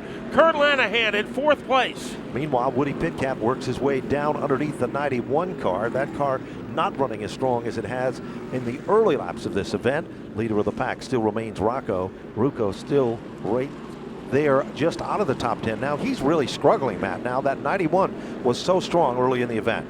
And Frank is being pestered by the 70 of Britt Anderson. Rounding out our top 10 is Todd Owen in car number 81. A car gets around Glenn Griswold, and he is hammered by Jervis, car number 22, and another car between Jervis and the wall. Well, it looks like we have 4, maybe 5 cars involved in this situation. The Jones machine, the Arbitel convenience store car, is trying to pull away. Glenn Griswold is involved in that mix-up as well. And there are 2 additional cars located there. We're not quite sure from our vantage point what the additional cars are. They were kind of dominated by Eric Burt, who made a great move to get from 5th into 3rd. Sure did. Down on pit road, the Bowles machine is coming in, and that is an unplanned pit stop, I believe, because all of a sudden that car just pulled out of line. Shuffle of the deck last time, saw a lot of the cars running up front shift back a few spots. Will that be the same here? Up through the gears. And Rocco is still the leader of the pack. Meanwhile, Burt sees a little bit of opening and daylight there, but it's short-lived. Brainerd's got a problem. He's down on the grass in the front straightaway. Battle for the lead. Here comes Christopher trying to yank it away from Rocco. They are together coming off the 4th turn, and Rocco is able to blur his way back into the lead. No question about it. He's muscling his way to the bottom, and Christopher knows this track well. You could say the same for Keith Rocco. But don't count out Eric Burt with car number 54. He's waiting in the wings for that curtain call. They come off the turn, and Christopher has it by a chrome horn as they come back to the stripe. Also in the hunt, Kurt Lanahan in the 8, Jeff Malave in the 3, Woody Pitkat on the outside, working against Malave, his teammate. Also Frank Rocco in car number 91 has picked up a position. He is now in the top 6. Meanwhile, Woody Pitkat goes up the hill. He loses a little ground. The inside lane looks racy, and Britt Anderson is coming to the front of the field as he recreates some magic. Now he is surfaced among the top 10 cars. Down the back straightaway, Christopher leads Rocco. Rocco makes a bonsai move to the inside. It doesn't happen. Rocco is there, nipping at his heels. As they come off the turn, he has to come back into formation. Now Rocco has to be concerned about Eric Burt. Burt all over him like a Snuggie as they go into turn number 2. A man moving up, Todd Owen, car number 90, as he has invaded his way into 9th place. So Owen doing a great job. Off the turn, back to the stripe they come. Pitcat is stuck in the mid-pack of cars. He's running to the outside of Britt Anderson. Can't close the gap there as they work their way through turns 1 and 2. Leader still remains Christopher. Rocco still in second. Burnt still sets in the top 3. Lanahan, good run, still in 4th. Not showing any signs of pressure to there. Then it's Malave 6th. 7th is Anderson. 8th is Pitcat. And 9th is Todd Owen to round up the top 10. Trouble now down the front straightaway. The back eye machine is in trouble, and another car that spins is Zervis. Does not make contact, and I believe the Bowles car was also involved in that jingle as well. The Bowles car is marooned on the safety road outside of the front straightaway, but back eye got twisted and turned around in car number 5. He had a brilliant rookie season a year ago in the SK Modified division. So another restart. It seemed almost every one, Ben. It's been Rocco and Christopher on the front row. Let's see what's going to happen as they head off turn number 4. Christopher will try to get the jump, but the jump is employed by Rocco as he Cape Canavers his way back into the lead. Can he keep it? Christopher trying to retaliate. Off the turn, it is Rocco by a nose. Give him a door, throw a little quarter in there, and he might have the lead. It's all over with now as Ted Christopher muscles his way to the bottom. That car's got great forward bite, and Christopher is back in command. Rocco has to settle back in for second, and Burnt still sets among the top 3 cars. Meanwhile, Malave becomes the meat in the sandwich, the Britt Anderson-Lanahan sandwich, and is able to still hold on to the top 5. Coming off the turn, Christopher, they bump draft just a bit. He's still the leader of the pack. Boy, it didn't take Todd Owen long to get up there. Zach Sylvester also improved. He is currently running in 8th in car number 51. Battle for the lead intensifies. Rocco has a hold down low as he tries to blockbuster his way into the lead, and Keith Rocco has his spot back. Rocco does a nice job of showing an old dog new tricks, and that old dog is Ted Christopher. Christopher has to settle back into second. He reels him back in. Little cat and mouse action as they come off the turn. Burnt's watching all of this. Lanahan is still there. And meanwhile, Malave sets among the top 5. Rocco leads them back to the stripe. Christopher still runs at his tire tracks as they come off turn 4. Remember, Keith Rocco and Ted Christopher have been known to swap the lead. We remember one 100-lapper a couple of seasons ago when they traded the lead 8 times in about 25 laps. A little deeper, Brett Anderson, he's solidifying his position in 6th, 1 notch ahead of Chris Jones. So kind of a roller coaster ride today for Jones, as he has been at the front, he has been at the back, and right now he is working hard in 7th. Zach Sylvester surrounding him. Sure is, and that's a pretty good little mini battle going on right there. Meanwhile, Malave pulls out of line just a bit, can't shake off Britt Anderson that is glued to his back bumper. Now Anderson pulls out of line. He tries to put the pressure on Malave. It just doesn't happen this time, but the leader of the pack still remains Keith Rocco out in front. Malave's career got a boost a year ago when his crew chief was Wendell Kilcollins, and he made a big difference in that operation. Right now, Malave running 5th, trying to hold off Britt Anderson at the front of the field. The script continues. Keith Rocco in front. In his hip pocket is Christopher, and Rocco has kind of expanded his lead to about the length of a fire truck. Well, it almost appears that it is. Ted Christopher has a problem. Car number 13 drops off the pace. Christopher drops off the pace, moves to the inside of the racetrack, is barely moving now. Ted Christopher has a mechanical problem. So does Frank Rocco, yes. It looks like. So Christopher and Rucco heading back down on pit road. Apparently, their day is suddenly ending with misfortune. 25 laps of the 40 laps are complete, and now Rocco is in a zone of his own. Burnt inherits 2nd. Lanahan still in the 3rd spot. Malave is in 4th, and Britt Anderson has come up to the top 5. Jones, great comeback in 6th. And then the 71 machine is running in the 7th spot, followed by Pitcat. Mechanical problems, they believe it's under the hood of both the 13 and the 91 cars. So both those guys who were the 2 fastest cars in practice a week ago have now fallen by the wayside. And expanding his lead, Keith Rocco, but we know Eric Burnt has the quality to track him down. Lanahan getting a challenge from Jeff Malave. That is a fight for 3rd. Well, there are 27 laps up on the big board. There is only 12 circuits left when they come back to the line. And Byrne is trying to reel in on Rocco, but it just isn't happening this very moment. Meanwhile, Britt Anderson is literally pounding on the back bumper of Jeff Malave. So tempers are starting to flare in that situation, as Lanahan is still trying to hold off Malave and maintain a podium finish and a top 3 run here today. Boy, he was like a blacksmith, anviling the back of that Malave car. Now Malave almost took a shot at Kurt Lanahan in the fight for third. Keith Rocco continues to stretch it out at the front of the field. Here comes Malave as he bullets his way underneath Lanahan. Let's go to Cal. Well, down here in the Mystique Motorsports, number 13, Ted Christopher, they're checking the carburetor. The air cleaner has come off. They believe this was the problem. They believe this was the gremlin that took apart the number 13 machine from the driver from Plainville. However, they have shut off the car, but they believe the carburetor is the cause of taking Ted Christopher out of the race today. Turned out to be a pretty big gremlin. It sure did. A heartbreaking situation. Christopher was so fast, and that car was handling like it was on rails. Suddenly, Lanahan is starting to back up just a bit, and Malave has moved into the third spot with car number 3. Now Lanahan is being pressured by Britt Anderson. 31 laps up on the board, 9 laps remaining. A little further back, we've got Avery battling with the number 25 machine of Sean Foster. That's another little mini battle going on, but the leader of the pack still remains Rocco. 32, 8 laps remaining. He's in a zone of his own, and Burt is in a zone as well. Burt would like to see nothing better than a caution right about now to give him the opportunity to run with Rocco for the lead. Sean Foster running 10th. Last year he only finished 4 races. So Foster having a good run. So is Zach Sylvester. You know, there was one year on Sizzler Weekend when he won 2 feature races, but he hasn't had much luck on opening day since that. Right now he is running strongly in the number 7 position, but the man they might need a court order to catch is Keith Rocco. He leads by about a wheat field over Eric Burt, but there's a caution that Burt wanted.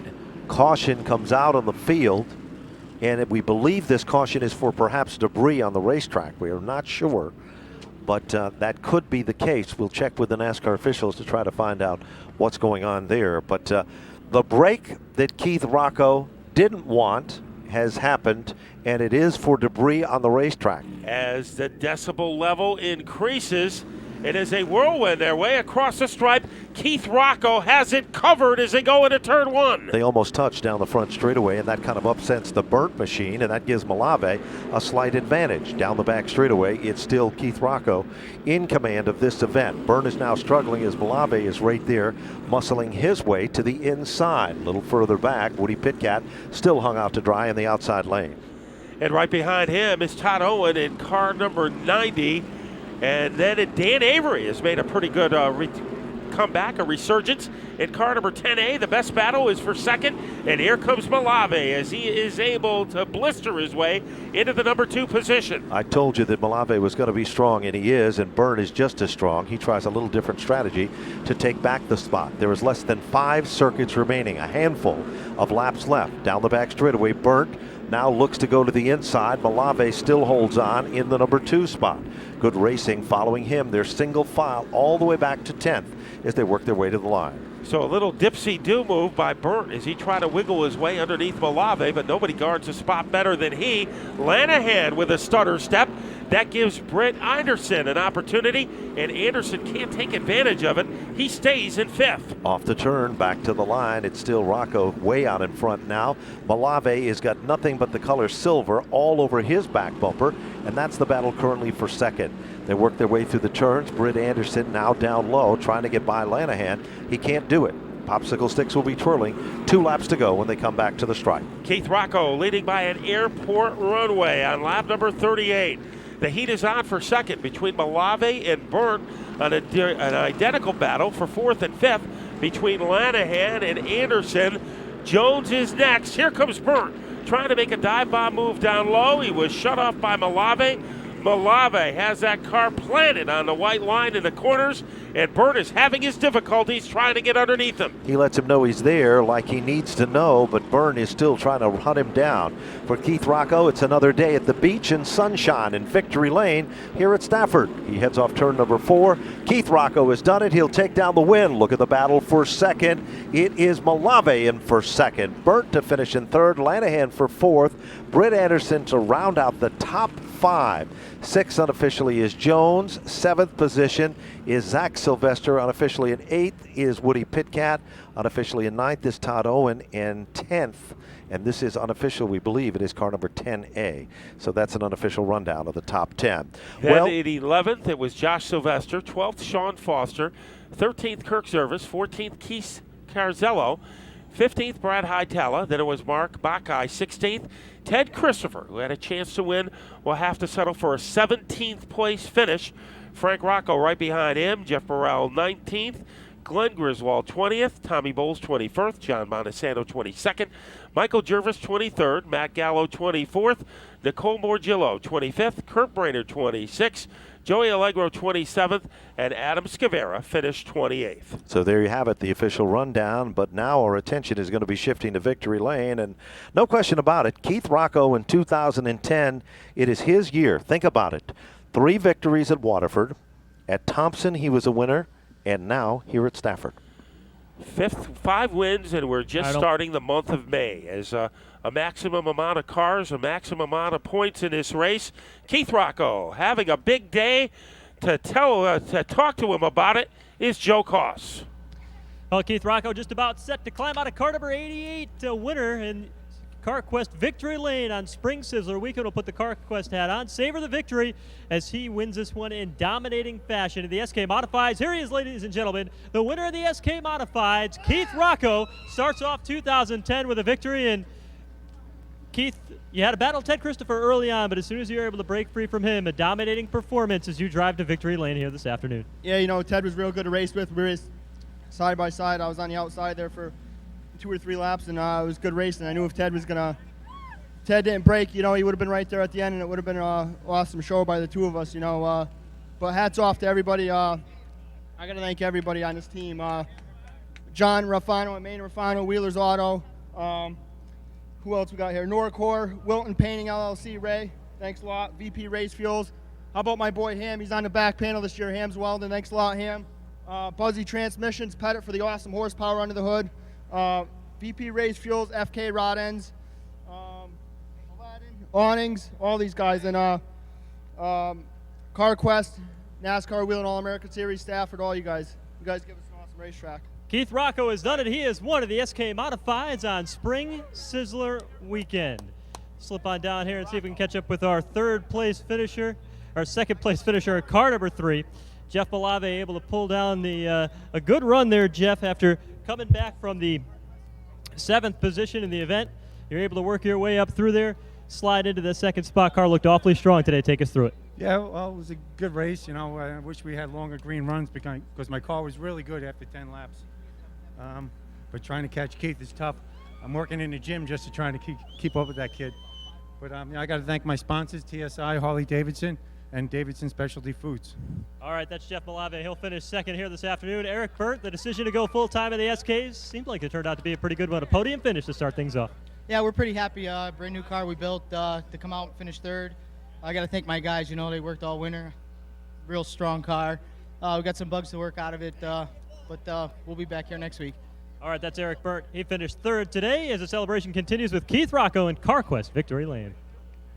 It is showtime again. These are the late models. The Wheel and Modified Tour teams are doing their final preparation in the paddock area before they come out for their big main event, the greatest race in the history of spring, for 200 laps of flat-out racing.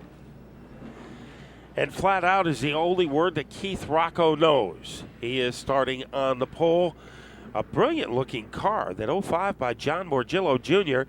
He is a former outstanding driver at the Silver City Speedway in Meriden. So a pretty good track record and resume for John Morgillo Jr.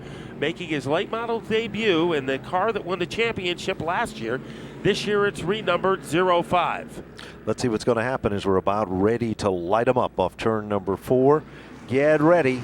Green is out, and Rocco has the slight advantage. Meanwhile, here comes Tommy Fern, 3 wide to the bottom of turn number 1, and Fern becomes the leader in less than a turn. Off the turn, it is car 41 for J.J. Hill. We've got a Trouble problem. for Pasacco as he rattles a wall and down the backstretch.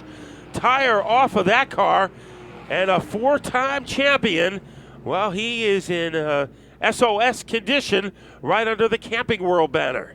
Sure is, and it appears that the tire came off the rim, and that is an indication that perhaps the tire started to go down, lost air pressure, and then literally spun off the rim itself, and that is not a good way to start. Let's see what the damage might be on that car, and it looks like it is just that, to be honest with you. And we're going to take a look at it from our vantage point. You take a look at it on the Diamond Vision screen and see if we can figure this all out. They come down into turn number 1. Everything looks completely normal.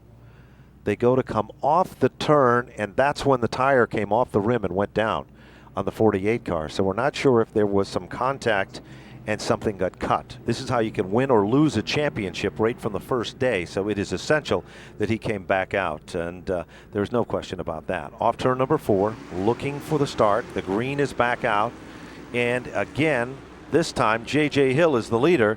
Tommy Fern does the same thing he did on the initial start. Rocco is in the middle, and now Fern takes over the lead, and look out, here comes Dylan Moltz. He's showing why he was the pick of the gang. And oh, trouble now. Peterson's car smoking heavily. And a good move that time by Tommy Butler. Now Peterson goes around. He is in distress. He is in John Deere country off of turn number 4. Let's see if he can get back out onto the track, or will the yellow come out for the second time. We have finished a lap, but we're not going to finish lap number 2 before yellow comes out and Peterson moves back onto the racing surface, as we saw smoke first and then more serious trouble as Peterson lost it going into turn number 4. Now it looks like as they're heading down into turn number 3, that's when we see the smoke. All of a sudden, more smoke pours from beneath the automobile, and the back end just literally swings right around at him. He is able to pull it out of the line of fire. So apparently the car does not have a major problem because he just picks up at the rear of the field. Tommy Fern, a 3-time Pro Stock champion at Stafford Motor Speedway. Let's see if he can get the jump against Thrillin' Dylan. Well, off the turn, he looked real good on the last restart. Pretty much evenly matched. He already starts to pull away by the time they cross the start-finish line. Rocco in trouble as he loses 3 positions. But at the front, Moltz has to settle back into second, and Corey Hutchins is running in the 3rd spot. Look a little further back. Woody Pitcat is coming to the front, and so is in Jim Mavlajanis. He's threading the needle and working his way now among the top 10 cars. Top 3 cars can fit inside a snow globe. The leader is Tommy Fern, almost being picked on by Dylan Moltz. A good battle deeper in the field is Woody Pitcat. He is trying to rabble-rouse his way underneath Adam Gray. That is a fight for the number 6 position. And what a dogfight battle it is. Gray is on the outside, Pitcat on the inside. They're wheel-to-wheel and side-by-side as they come off the turn and thread the needle down to the bottom of turn number 1. Black flag is being issued. We believe it's for the 47 car, some type of a problem there. So he's being issued a black flag for consultation there. And it appears that Michael Bennett is in trouble with car 64. That car was literally sideways coming off turn number 2. He was struggling off the corner. We have a fight for the lead. Dylan Moltz trying to missile his way underneath Fern. Moltz has the leverage, and he has the lead. And Fern almost lost it. A stutter step coming off the second turn. All of a sudden, Tom's Fern car became evil, and it literally is sideways on the racetrack. It was running a perfect line before, and now it is loosened up terrible. In the story for Corey Hutchins, he's running just as strong as he was before. Butler's among the top 4 cars. And meanwhile, J.J. Hill is still turning in a good run. He hasn't even moved out of the top 5 here. Woody Caution Pitcat flag. at 6. We have trouble with Peterson in turn 4. Peterson has had trouble all day coming into turn 4 and off of turn 4. And he spins for the second time to bring out the second yellow. Old versus new. Let's see what's going to happen as they head off turn number 4. Looking for the restart. Again, Fern with a slight advantage. But by the time they make it to the bottom of turn number 1, They are still evenly matched. Off that second turn, a lapped automobile is coming out almost in the line of fire. And that is the Chapin machine, and that gives Dylan Moltz position number 1. Fern has to settle in for second, and Fern gets a little smooch from Corey Hutchins, and that almost upsets things there as well. He was whacking the rear end of that car like a pinata. Corey Hutchins, the entertainer, settling now into third, trying to go to the outside of Brian Chapin, is the 88 of Pitcat. So a couple of teammates running third and fourth, Corey Hutchins and Woody Pitcat. Off the turn, back to the stripe they come, and they are closer than most people park as they work their way through the turn. Butler's got a handful with car number 4. He is literally sideways, gathers it back, and then still holds on, but he loses about 4 positions on the racetrack. Meanwhile, in a zone of his own, it is Dylan Moltz, the leader of the pack. Fern still running in second, and third is still Corey Hutchins. Woody Pitcat, his teammate, sets in the 4th spot, and then 5th is still the number 41 car of J.J. Hill. Bob Lajanis is still running in the 6th spot, 8 laps up on the board. A good job by Tony LaFoe this afternoon, running 8th. He is right behind Scott Hook, battle for a position, and getting underneath Fern is Hutchins, his teammate, trying to duplicate that move, and Pitcat does it. So a little Xerox action as first Hutchins made the move, and then an exact replica by Woody Pitcat. There's no question about it. Keith Rocco pulls behind the wall. Car number 7 has dropped out of the event. So situation going on there, a problem underneath the hood of the number 7 car. But for Dylan Moltz, no problem at all. Look at the battle now. Chapin is a lapped race car, and J.J. Hill comes out sideways, makes contact with Bob Lajanis, and makes heavy contact with the wall. A mad scramble, and Michael Bennett. Dodged by Bennett. Michael Bennett does not see that J.J. Hill is across the racetrack in front of him and gives him a center punch as they come off the turn, as he tried to stop, but the car just did not want to stop and literally slid right into the Hill machine. Well, the car was already wounded, and then Michael Bennett provided the salt to that wound as he made contact, and he rumpled his front end. So damage for Bennett, but serious damage for J.J. Hill as he climbs out of the race car. J.J. Hill is okay there whatsoever. We're looking at the replay coming off the turn. Hill's car breaks away and starts to come around. There is some contact there. The racetrack is semi-blocked, and then it is the Michael Bennett machine that comes in. Apparently his spotter did not see what happened, and unfortunately by the time that Bennett saw it, it was too late, got on the binders, and the car just slid into the 41 car. So get ready. The green flag is out. And Hutchins really turning up the heat as he has, well, almost taken over the lead, but then Dylan Moltz takes it back, and Hutchins has to settle back into second.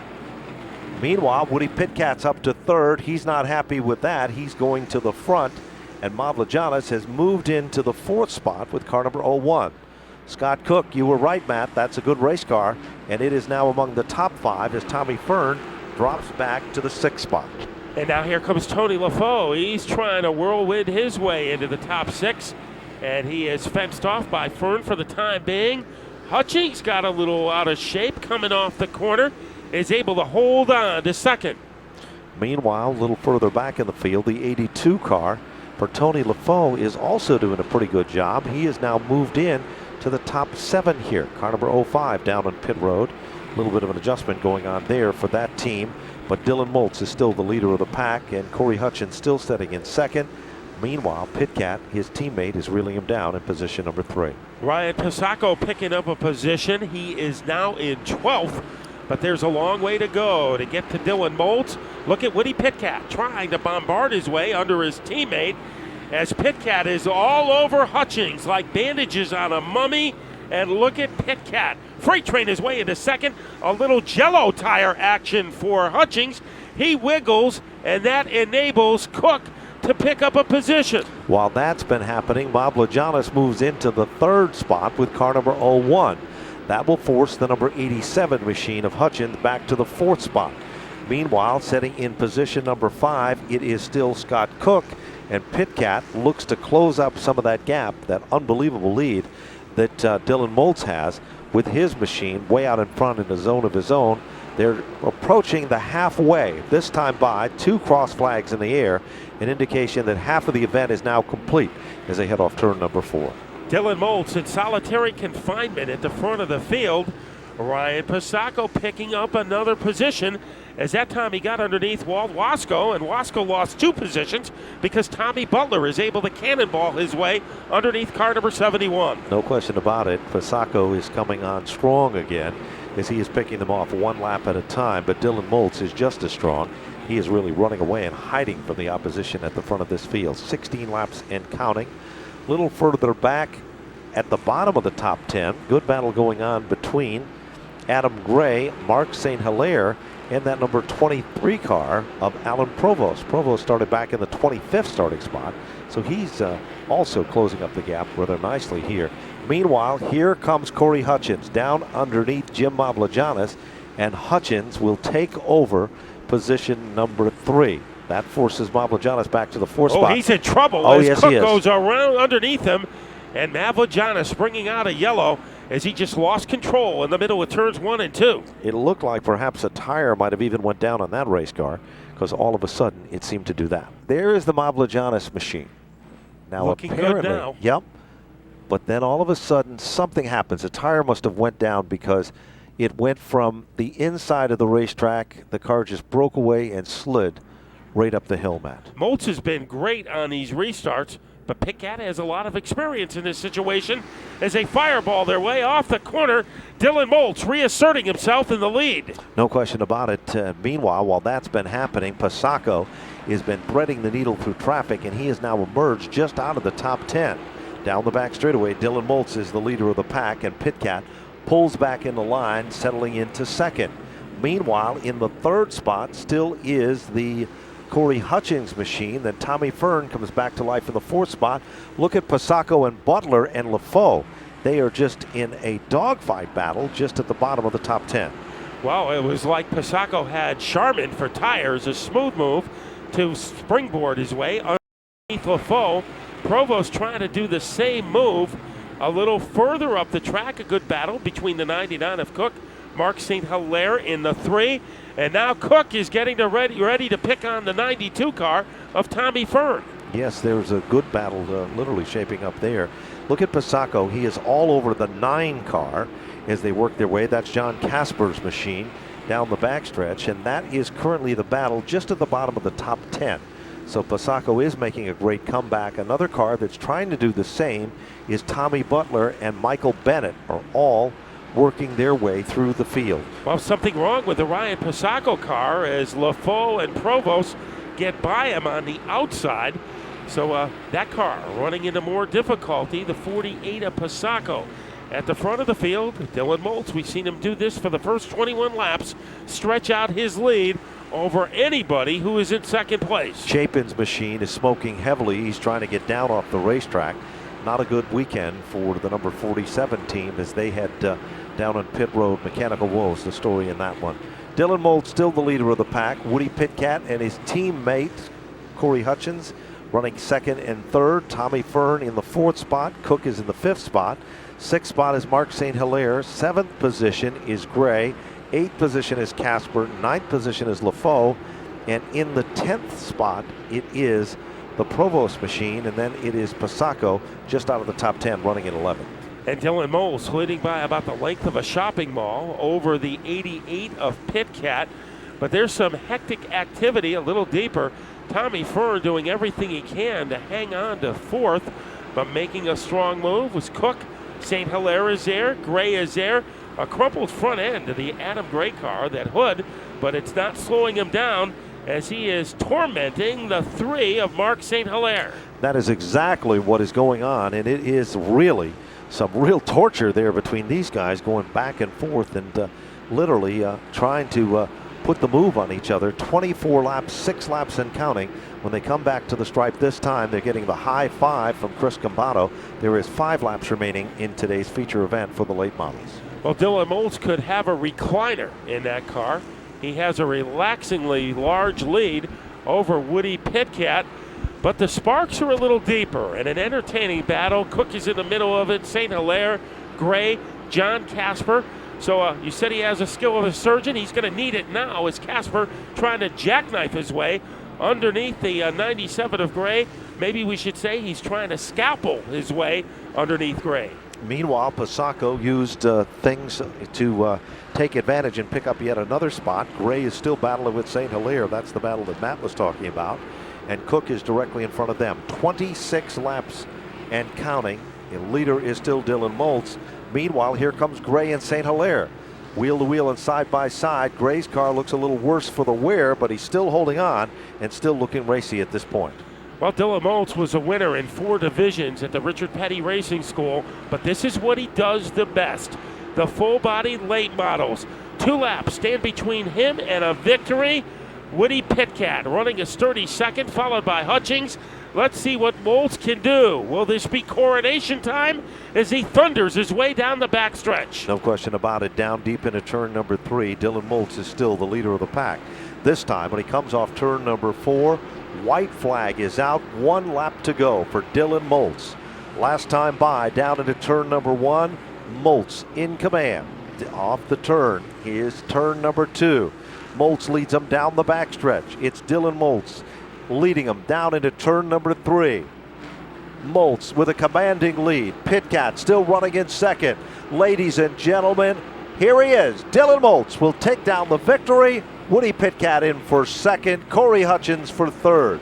Unofficially in the 4th spot, Tommy Fern. 5th is Scott Cook. 6th is St. Hilaire. 7th is Gray. Casper is 8th. Passaco is 9th. And then it looks like Walt Wasco to round out the top 10. Here's Matt with the rest of the finish. Unofficially, Tommy Butler finishing 11th. Tony LaFoe 12th. Dwayne Knoll 13th.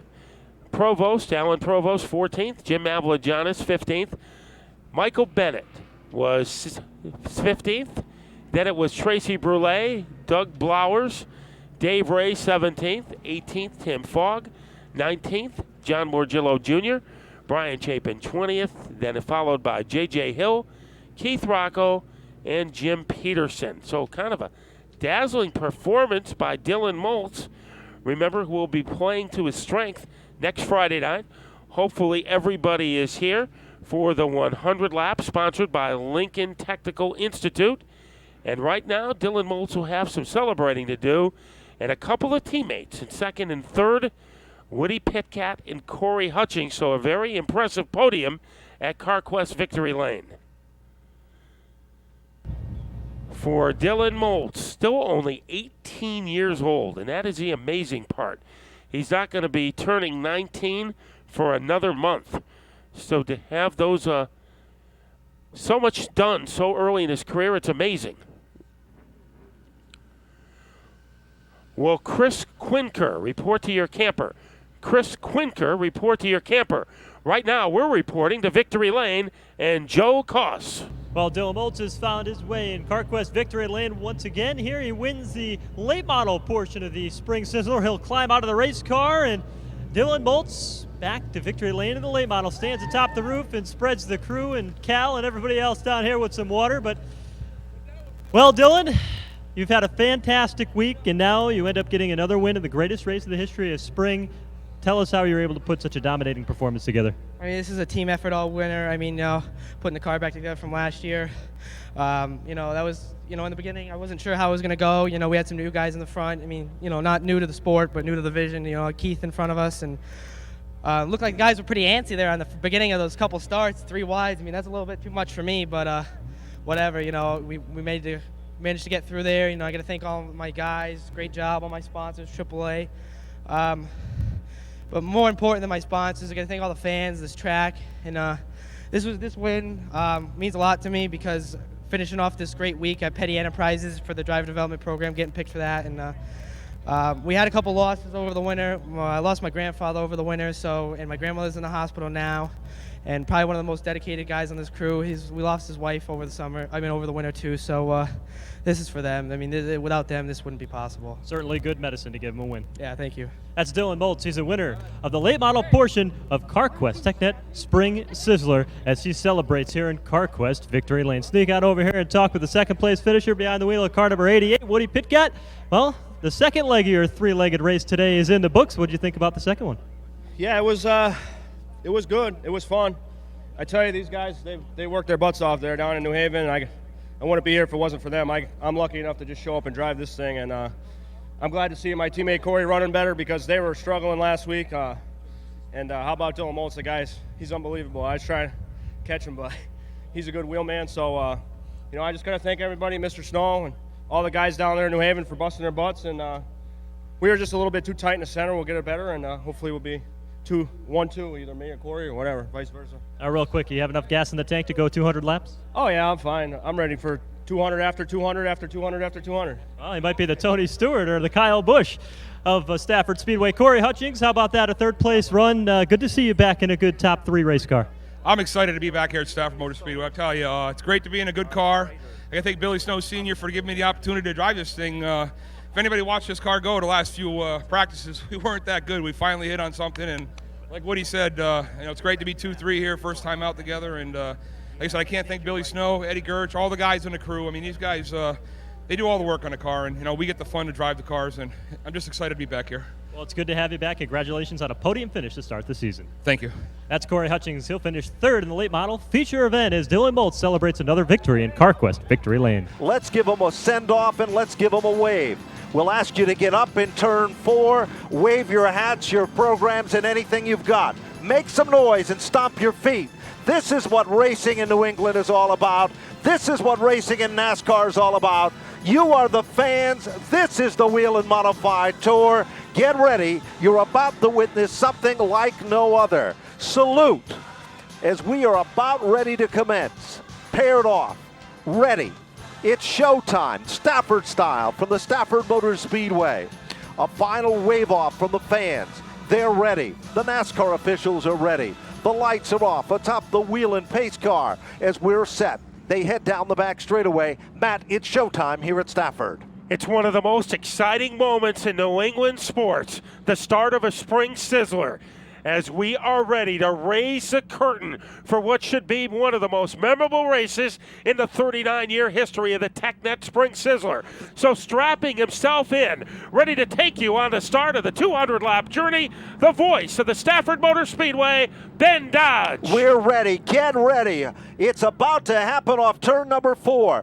Green, green, green, and they'll be racing to the line. It's showtime for the Stafford Motor Speedway for CarQuest festivities. And some giddy up from the early going by Santos, moving ahead of Kobe in undisputed control of the lead. Trouble in turn number 2. A car got in the dirt. That was Chuck Hosfeld. He is able to solidify himself back out of the speedway. They are 3 wide already in the front pack of cars. Tomato stepped out of line, and so did Ronnie Silk.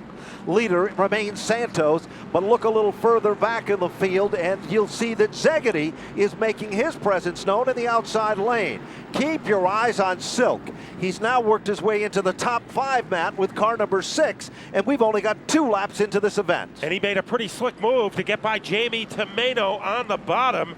Right behind those drivers is Eric Rudolph in car number 98, the youngest competitor in the field, and also a strong start for Rowan Pennick in car number 93. Ryan Preece might be hung out to dry on the outside. Let's see what the 2 of Szegedy can do against Ryan Preece. You know, that battle is a real impressive one. Right now, Blewett will tuck out a line.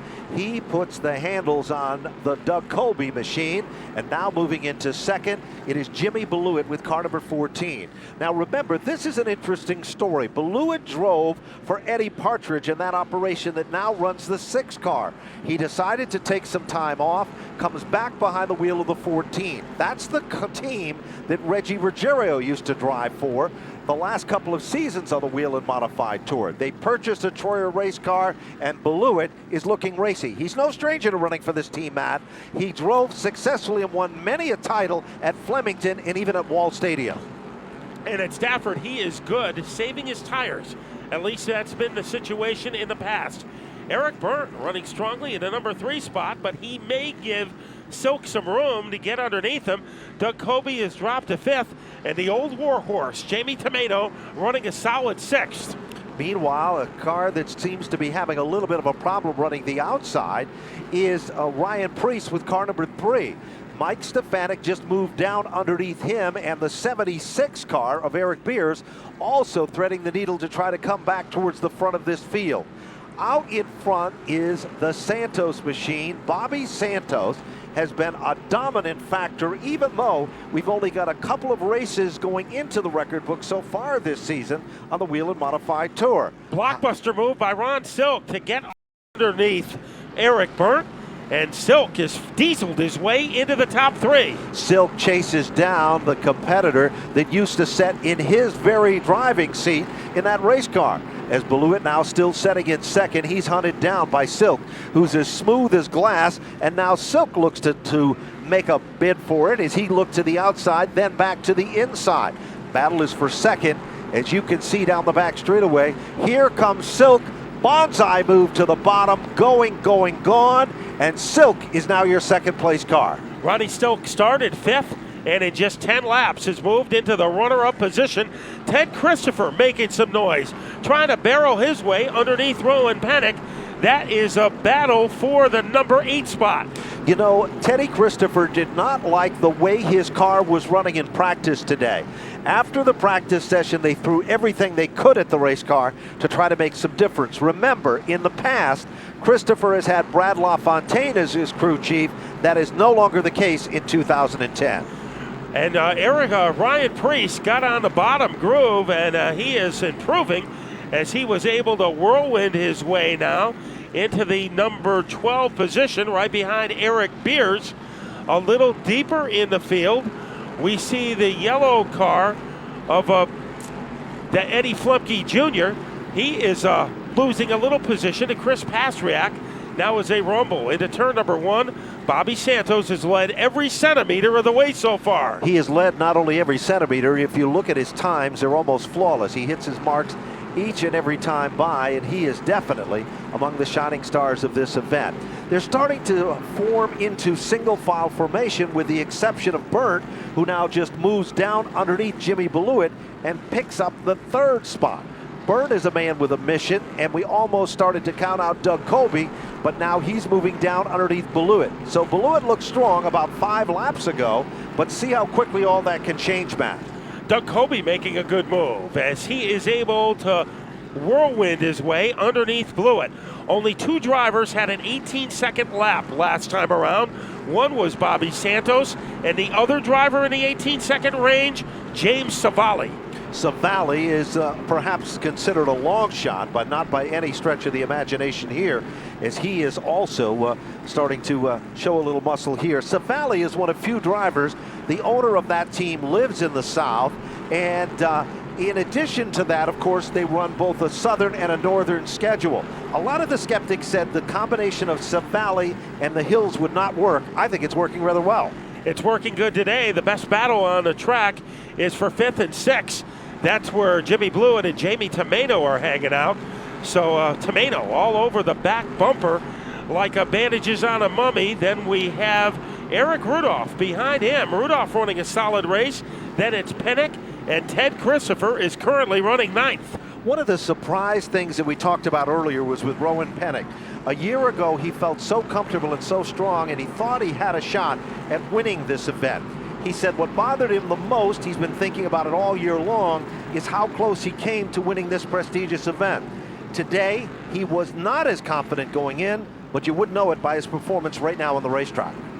As he is doing a great job, so is Savali, as he is starting to pester the back bumper of the George Brunhosel car. So Brunhosel having a solid run so far in 13th, but nobody has been more solid than Bobby Santos. If he gets any bigger lead, Ben, they would have to put his picture on a milk carton. That is how far he has disappeared from the rest of the field. He certainly has, and he doesn't seem to be slowing up a bit.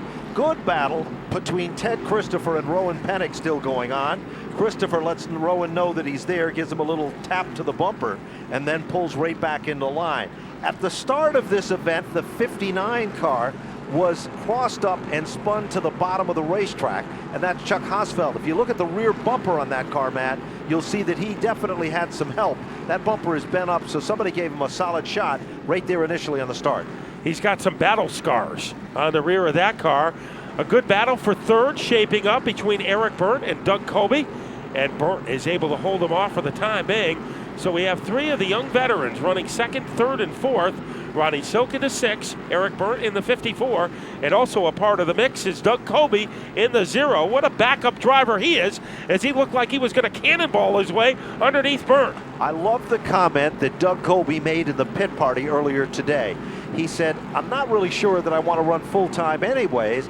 I just take it one race at a time, and whoever I'm driving for, I consider their equipment the best at the time, and I'll try to do the best job of running that equipment, and that's exactly what he's doing right now.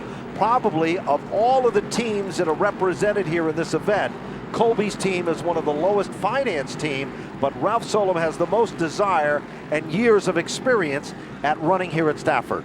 And he also likes the publicity he gets for being a backup driver if he has a good performance. Right now, he continues to apply the heat on the back bumper of the Eric Burt car. Behind him, Jimmy Blewett and Jamie Tomaino duking it out. And then we have Eric Rudolph, followed by Pettick and Christopher. And rounding out the top 10 is Mike Stefanik. Talk about pit strategy. Joe Koss pointed it out earlier. The prestigious event known as the Sizzler now has a little different twist to it. You cannot take fuel and tires in the same stop, and that's going to set a whole different playing field when it comes to these pit stops coming up, Matt.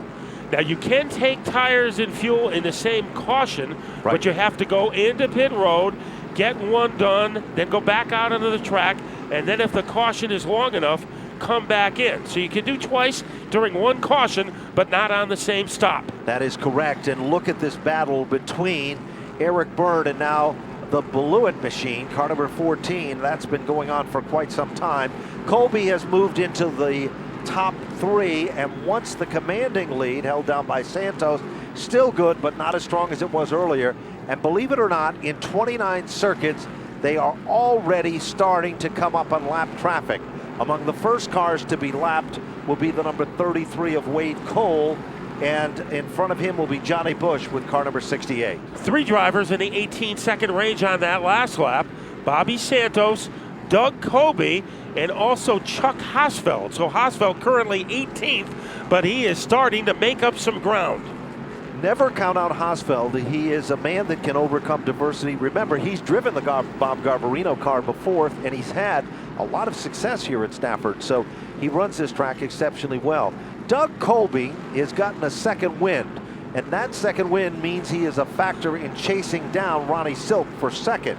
All of a sudden, Colby dropped back a couple of positions on the racetrack, and now he's come right back to life up front. He currently sets in 3rd. Meanwhile, Tomaino also turning in a good run here, Matt. Jamie Tomaino, the old warhorse, as you pointed out earlier, he is running very, very strong. Stronger than we've seen him run here at Stafford in quite some time, and he's all over Jimmy Blewett. Blewett looked so fast in the first 10 laps, but now he doesn't look as perky by any stretch of the imagination. And Tomaino all over him like volcano dust as they go into turn number 2. A man looking to gain some ground is Ted Christopher, but he just can't figure out a way to get by Roland Pennick. Pennick has done a good job hanging on to his 9th place position. So everybody getting around Wade Cole. Beers is the latest to do it, along with Ryan Preece. And now Brunholzl with car number 46 is able to tap dance his way around the 33 car.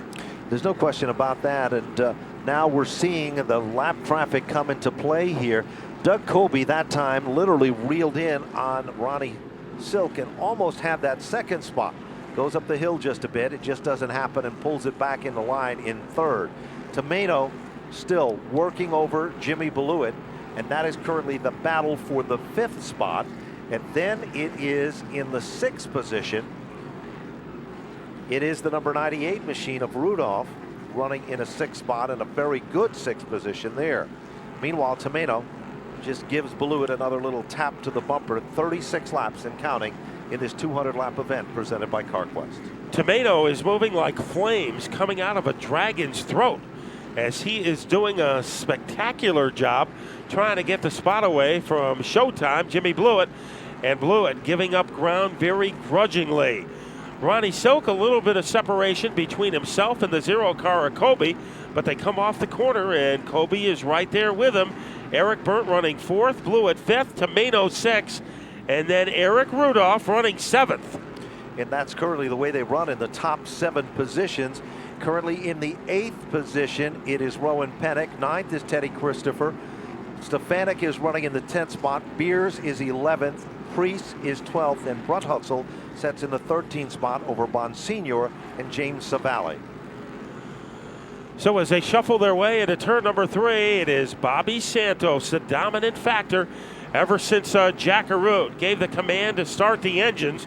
Nobody has started it more vigorously than Bobby Santos. Now Blewett has opened up a little daylight between himself and Tomeno. That is a fight for the 5th position. A couple of guys who might be on the move.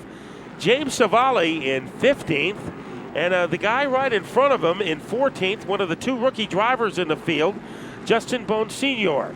Now, what about Rich Pillai? He is currently running 21st, 1 notch behind Woody Pitcat. Yes, and it appears that Pitcat is still struggling. A tough run for him so far, but usually Pitcat comes on stronger right about the halfway point in the event.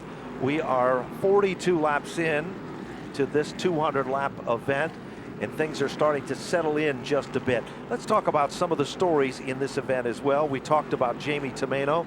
Mike Stefanik drives a car that Sly is the crew chief on, and that is car number 16. The Stefanik combination in Flamingo Motorsports is no stranger to running up front here at Stafford, as Stefanik liked the way that car was running in practice today, and he felt very comfortable in that race car. So I don't think they're showing all their cards as yet, Matt. What do you think? I think he is waiting at least until the pit stop to show what he can do in car number 16. 20 of his 70 victories have come at Stafford Motor Speedway, and I'm sure a lot of you veterans remember him when he started at Stafford in what they called the All-American Sportsman Division at the time. And I think you knew that Stefanik was going to be headed for some good things. Right now, he's trying to head off Ted Christopher. He is running 10th, Christopher 9th. Chris Pastriak. Now remember last year in 4 races at Stafford, his worst finish was 6th. And right now Pastriak is running 17th. So he is yet to be a factor. A lot of guys in the 18-second range in the last lap, but the fastest was Eric Rudolph. So Rudolph, you can't forget him. Remember, he's the youngest driver in the history of the Whelen Tour to rack up a victory. Santos shows no signs of weakening in car number 4. You almost need Doppler radar to keep track of the Mystic Missile. And it could be interesting as now he is approaching some lap traffic. Johnny Bush and Wayne Cole running side by side, so that might enable Ronnie Silk to pick up some ground on Santos. First, Cole goes downstairs, and now tangoing around the 68 is Bobby Santos. So the lap traffic, really not much of an obstacle for Bobby Santos, the $50,000 man, because he was a driver who won the biggest short track purse in the history of New England, winning a $50,000 prize by winning a big car race at the Stafford Motor Speedway. That is right, and he is looking just as strong as he did that night behind the wheel of the number 4 modified as he continues to set a blistering pace at the point in this event. Meanwhile, look a little further back here and you'll see that Blewett, who was starting to falter just a bit, is now coming back to life, and he's applying some pressure to Burt now as well. Eric Beers also with Mike Stefanik. That's a 2-car little mini battle going on right there. Beers taking over the Blewett family-owned race car. Last year, remember, he was behind the wheel of the number 46 machine, which is now driven by Brunthutzel. 51 laps are now complete and up on the big board. A little further back in the field, Reen and Hartman have their own little battle going on, and that is directly in front of our leader, Santos, with car number 4. But a great battle for second and third as Silk has a spot, but all over him, like laundry on a clothesline, is the 0. Doug Colby. Not far away is Eric Burt. So Eric Burt, who has a lot of experience and a lot of laps at Stafford, he is putting those laps to use by running a strong 4th. Best battle between Pennick and Christopher. That is for 8th and 9th. That battle has been going on lap after lap, and now they're coming up on some lap traffic. Rene Dupuis is directly in front of the Pennick and Christopher battle at this particular point. Rene is one of the original pioneers for women drivers in open modified racing. There's no question about that. She was just 16 years old when she started a career in the Pro 4 Modifieds.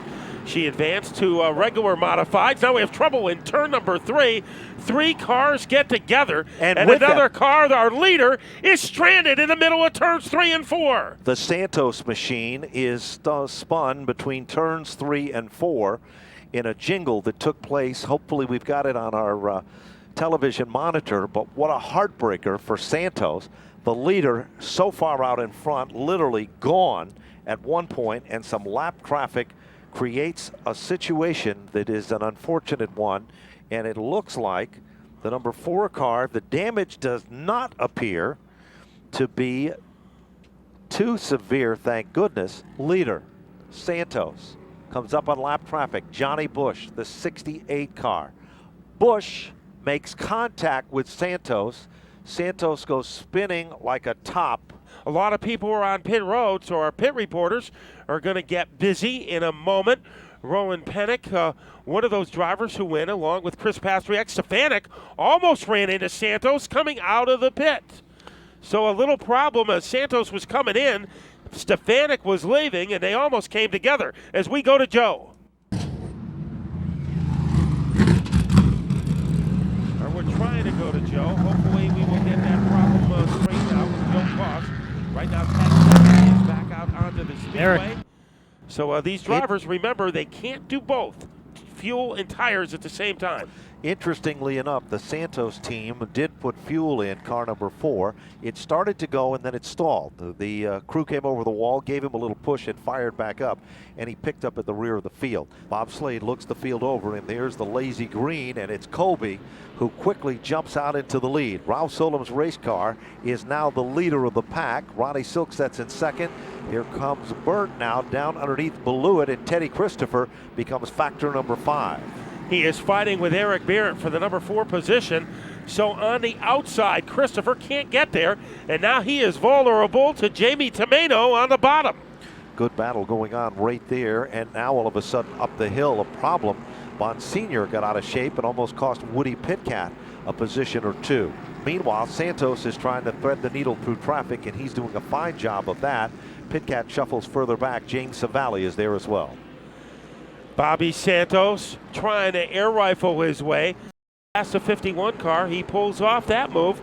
So Bobby Santos in a hurry. Here comes Ronnie Silk trying to wrestle the lead away as he jackknifes his way underneath Doug Colby. Off of turn number 4, it's still Colby, but Ronnie Silk is in a hurry. No question about it. Now here's what's interesting there as the two almost make contact. You remember, Doug Colby's sister is married to Ronnie Silk, so it's kind of a family affair at the point in this one. So it is Colby who brings him still back to the line, and Ronnie Silk is right there to contend with him as they work their way to the bottom of turn number 1. Eric Byrne is drifted to the outside in car number 54, and here comes Christopher. As Christopher trying to gallop his way into the top 4, and he does it. So a little rocket-like maneuver by Ted Christopher. Back to the stripe, it's still Colby. Silk still right there in second. Meanwhile, Beluit still got the 3rd spot, and Christopher, as Matt had mentioned, has now moved into the 4th spot. Byrne is up to 5. Tomeno is in the 6th spot. And then in the 7th spot, it is Stefanik. 8th position is Beers. 9th position is Priest. And 10th is now Rowan Pennick. Where is the Santos machine? Currently setting in 11th, 68 laps up on the board. He is all over Pennick like a pigeon on a statue as they go down the backstretch at the front of the field. Ronnie Silk, will he make another charge at Colby? As Colby is under siege, but he's able to handle his brother-in-law. No question about that. He's still doing a great job with 69 laps up on the board. A little further back in the field, Andy Seiss has been picking them off one at a time. He forces the Savali machine back a couple of positions on the racetrack. Out in front still remains Colby. Silk is still running in second. So there's trouble by Ken Hagee in the 18. He has limped off the track. Battle for 4th. Beers burnt. A little love tap to the back of Christopher's car. Ted Christopher used to drive for Eric Burnt's grandfather. Right now, Burt screeching his way on the outside. Doesn't have enough adrenaline to run down Christopher. Interestingly enough, it appears to be a real good battle right there going on as well. Trouble for Silk as Blewett gets by him. Christopher goes by him. Something wrong has happened to car number 6 and Ronnie Silk. Heartbreaking situation. The Grasso brothers prepared car that was among the quickest on the racetrack comes down on pit road, and a mechanical problem is going to sideline that car. We'll see if Joe Koss or Cal Chenanet can tell us more of what's happening with the Silk number 6. So not a good day, but a good break for Doug Colby, because now he's got a lead that is very impressive. Colby's fastest lap time is 18.779. Let's go to Joe Koss. On pit road, Ronnie Silk, to make matters worse, overshoots his pit stall. Now they're looking underneath the rear of the automobile, trying to see if there's a problem, possibly overheating, because now they're going to look under the hood a little bit and then head back around. I'm not sure if he's going to head back out on the speedway or just bring it back behind pit wall. It looks like he's heading back out, Joe, and he does. Who is the fastest guy with the fastest lap? You're going to be surprised, but not really. Teddy Christopher, 18.648. 18.648. Christopher is the fastest car on the racetrack. He is currently your third place car. But he trails Doug Colby by 1.2 seconds. Blewett in second is trailing by 1.1 second. So that means only a tenth of a second separates Blewett from Christopher. Eric Burt, he has had a great car for the first 76 laps as he is surging along in fourth. And Jamie Tomeno, he refuses to die.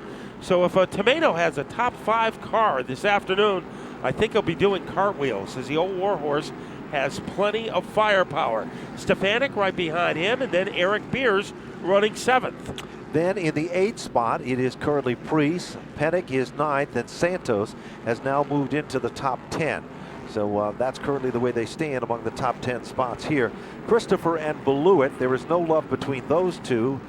We have seen that in years past, but the story here is 2 red cars, like 2 raging Red Bulls, literally fighting it out for that runner-up spot. Runner-up isn't good enough. It's just the first place loser when it comes to Blewett or Christopher. Just ask him. And Christopher almost had a notion to try to dive bomb his way underneath Blewett. Thought better of it. Maybe the most entertaining battle on the track is for 8th, 9th, and 10th as we go to Joe.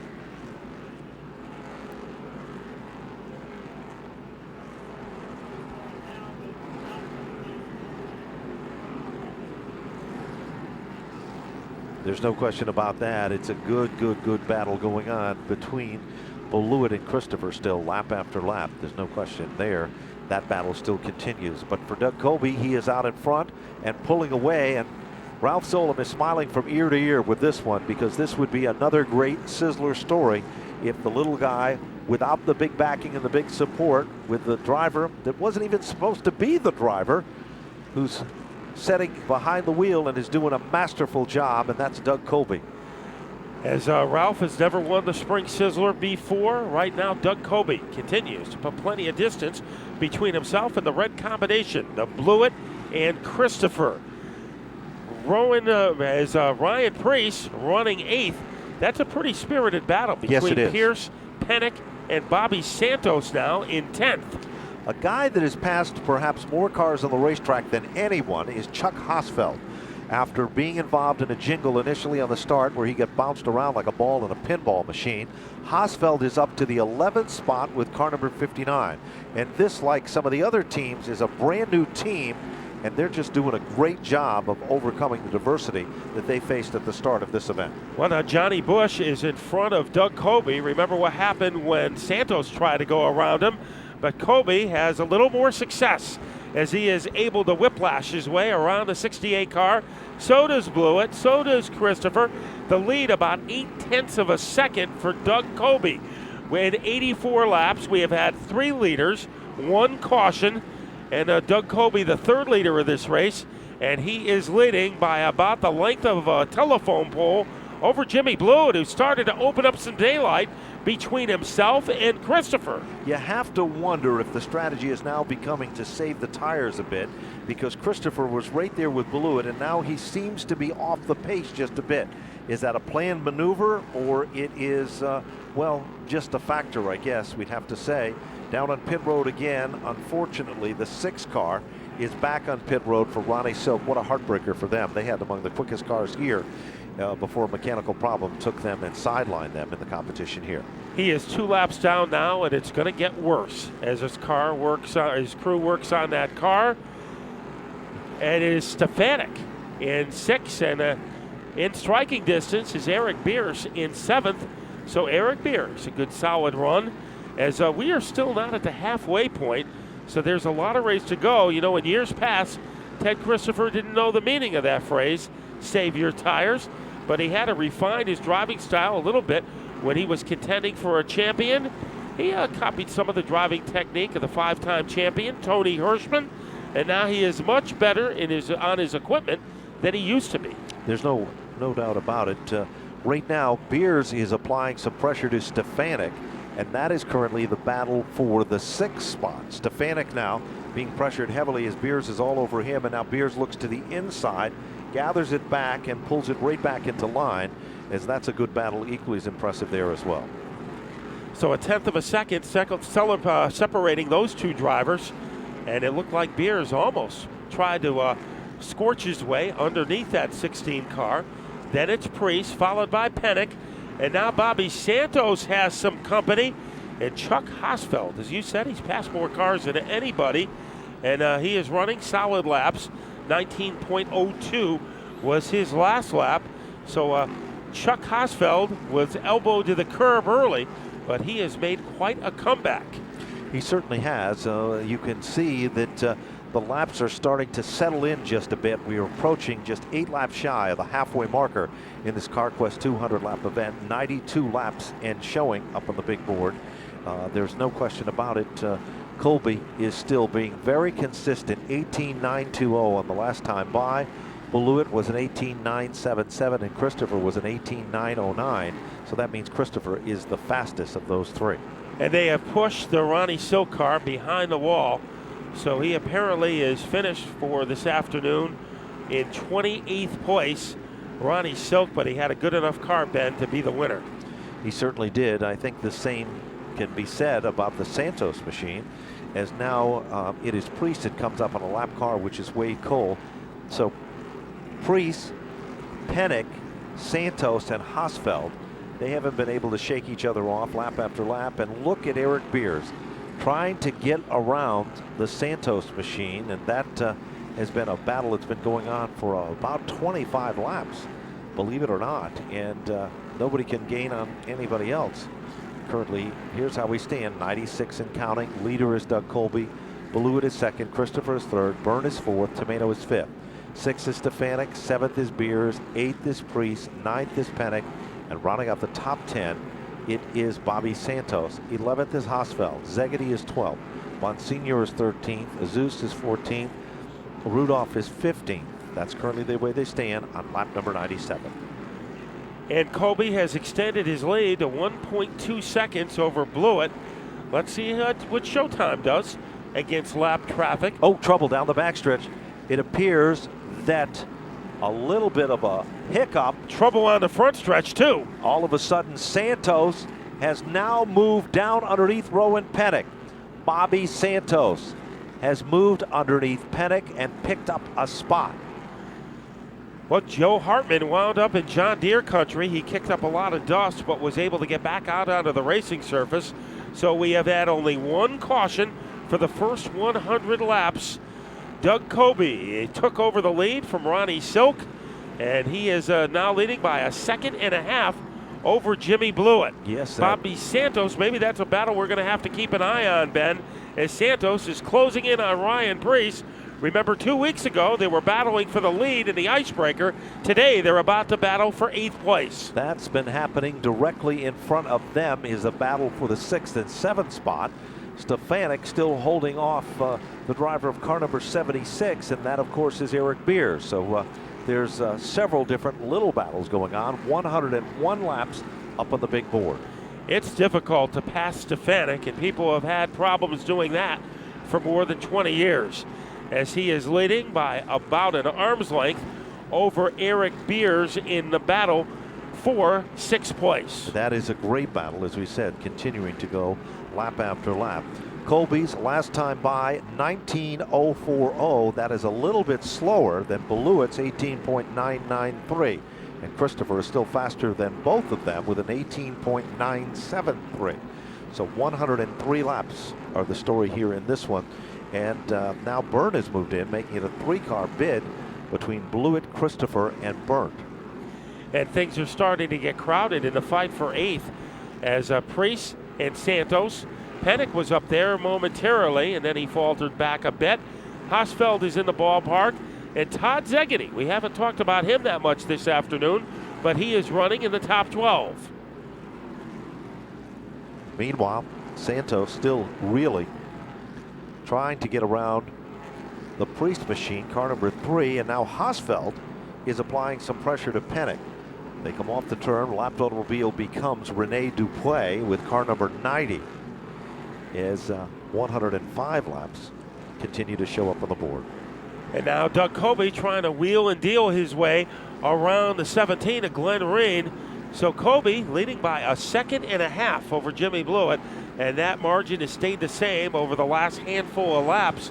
So we have had dominant leaders today. First it was Bobby Santos, and then when he was leading, he was involved in a jingle with the lap car of Johnny Bush, and he is still trying to recover from that. Currently, Bobby Santos is 9th, and he is having a very difficult time navigating his way around Ryan Priest. Priest is not running as strong as he usually is at this point of the event, and Santos is still trying to make that comeback work for him after that lapped automobile almost cost him drastically. There's no doubt about that. Still a good battle between Christopher and Jimmy Beloit. The 14 and the 36 car, the battle of the red, has been going on lap after lap. Byrne was running with them and then backed out of it just a bit as he's letting the tires cool just a bit here. We have 23 cars on the lead lap. The last car on the lead lap is Rich Pillai Jr. in 23rd. 4 cars are out of the event at the time being.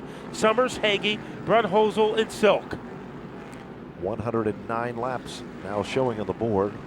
Passing flag being given to competitors like Johnny Bush, the Reen number 17 car, and the Hartman machine all be giving passing flag. Now it is Santos has moved towards the front of the field. Again, Santos now goes around the number 3 car of Ryan Priest. Took him a while to do it, but he finally completed the maneuver. So Santos still has a fast car. His last lap was 18.9, so he is clicking off some good laps, and he has to because he wants to get back into the mainstream. His next target becomes a lapped automobile, and that's the Richie Pillai machine that is about to be going down from the leaders here very shortly. Rene Dupuis, number 90, is down on pit road. Apparently a problem there. So back towards the front of the field. Stefanik is able to shake off the number 76 of Eric Beers, and now the Santos car is starting to pick up a little bit of ground on the racetrack. Last time by, the Santos car was an 18.985. The leader was still a 19.040. So the Santos car is still as quick as it was at the start of this event. While a lot of the other cars are backing up, Matt, that is not the story for the Santos car. It's actually maintaining the same speeds and the same lap time. 114 laps have been completed, and it's been a joyride at this juncture for Doug Colby as he continues to have a healthy lead over the 14 of Jimmy Blewett. You're looking for something happening? Look at Rowan Pennick as he makes an aggressive dive bomb move underneath Ryan Priest, and Priest is able to shut the door. No question about it. He is able to close that door, and Rowan Pennick now is being pressured by Hosfeld, who's right there on his back bumper, as Hosfeld continues to try to make up some time lost in the first lap of the event. Hard to believe as we're 117 laps in.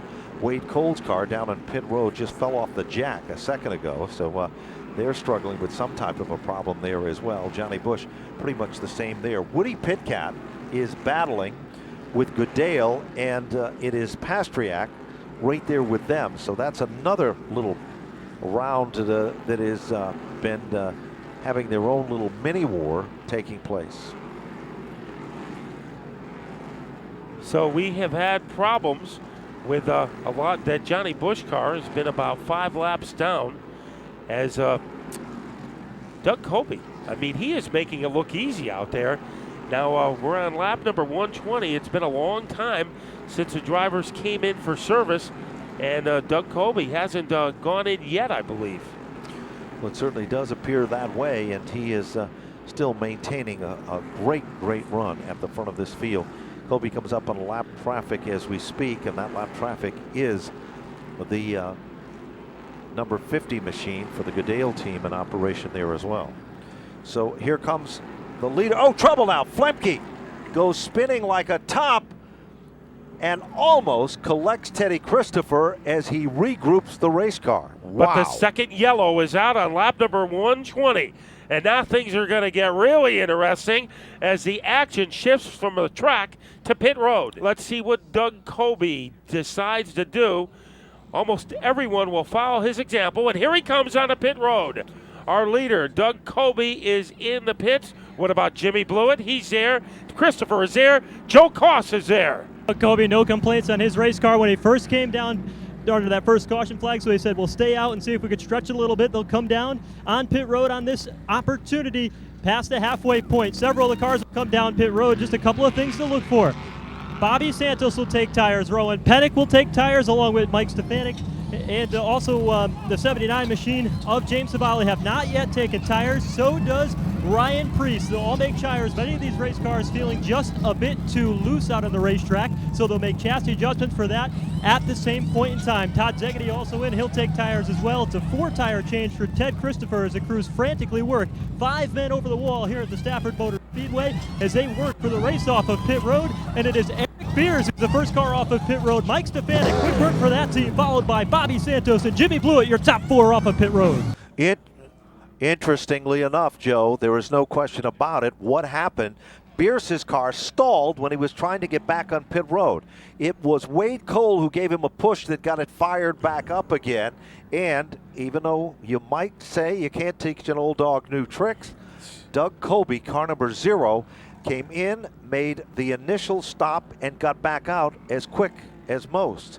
Santos made a good pit stop. Blewett made a good pit stop as well. So get ready. It's not over with yet. 123 is the number showing on the board as we speak.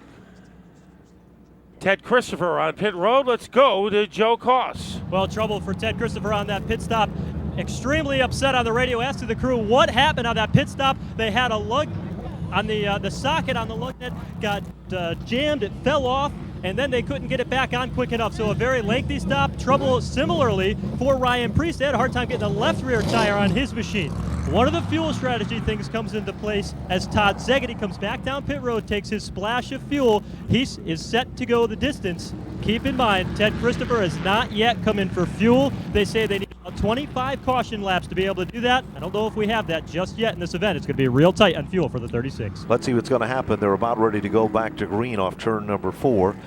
Starter Bob Slade looking the field over, and there is the green, and it is Rudolph with a slight advantage to try to take over the lead, but Tomato isn't about to give up.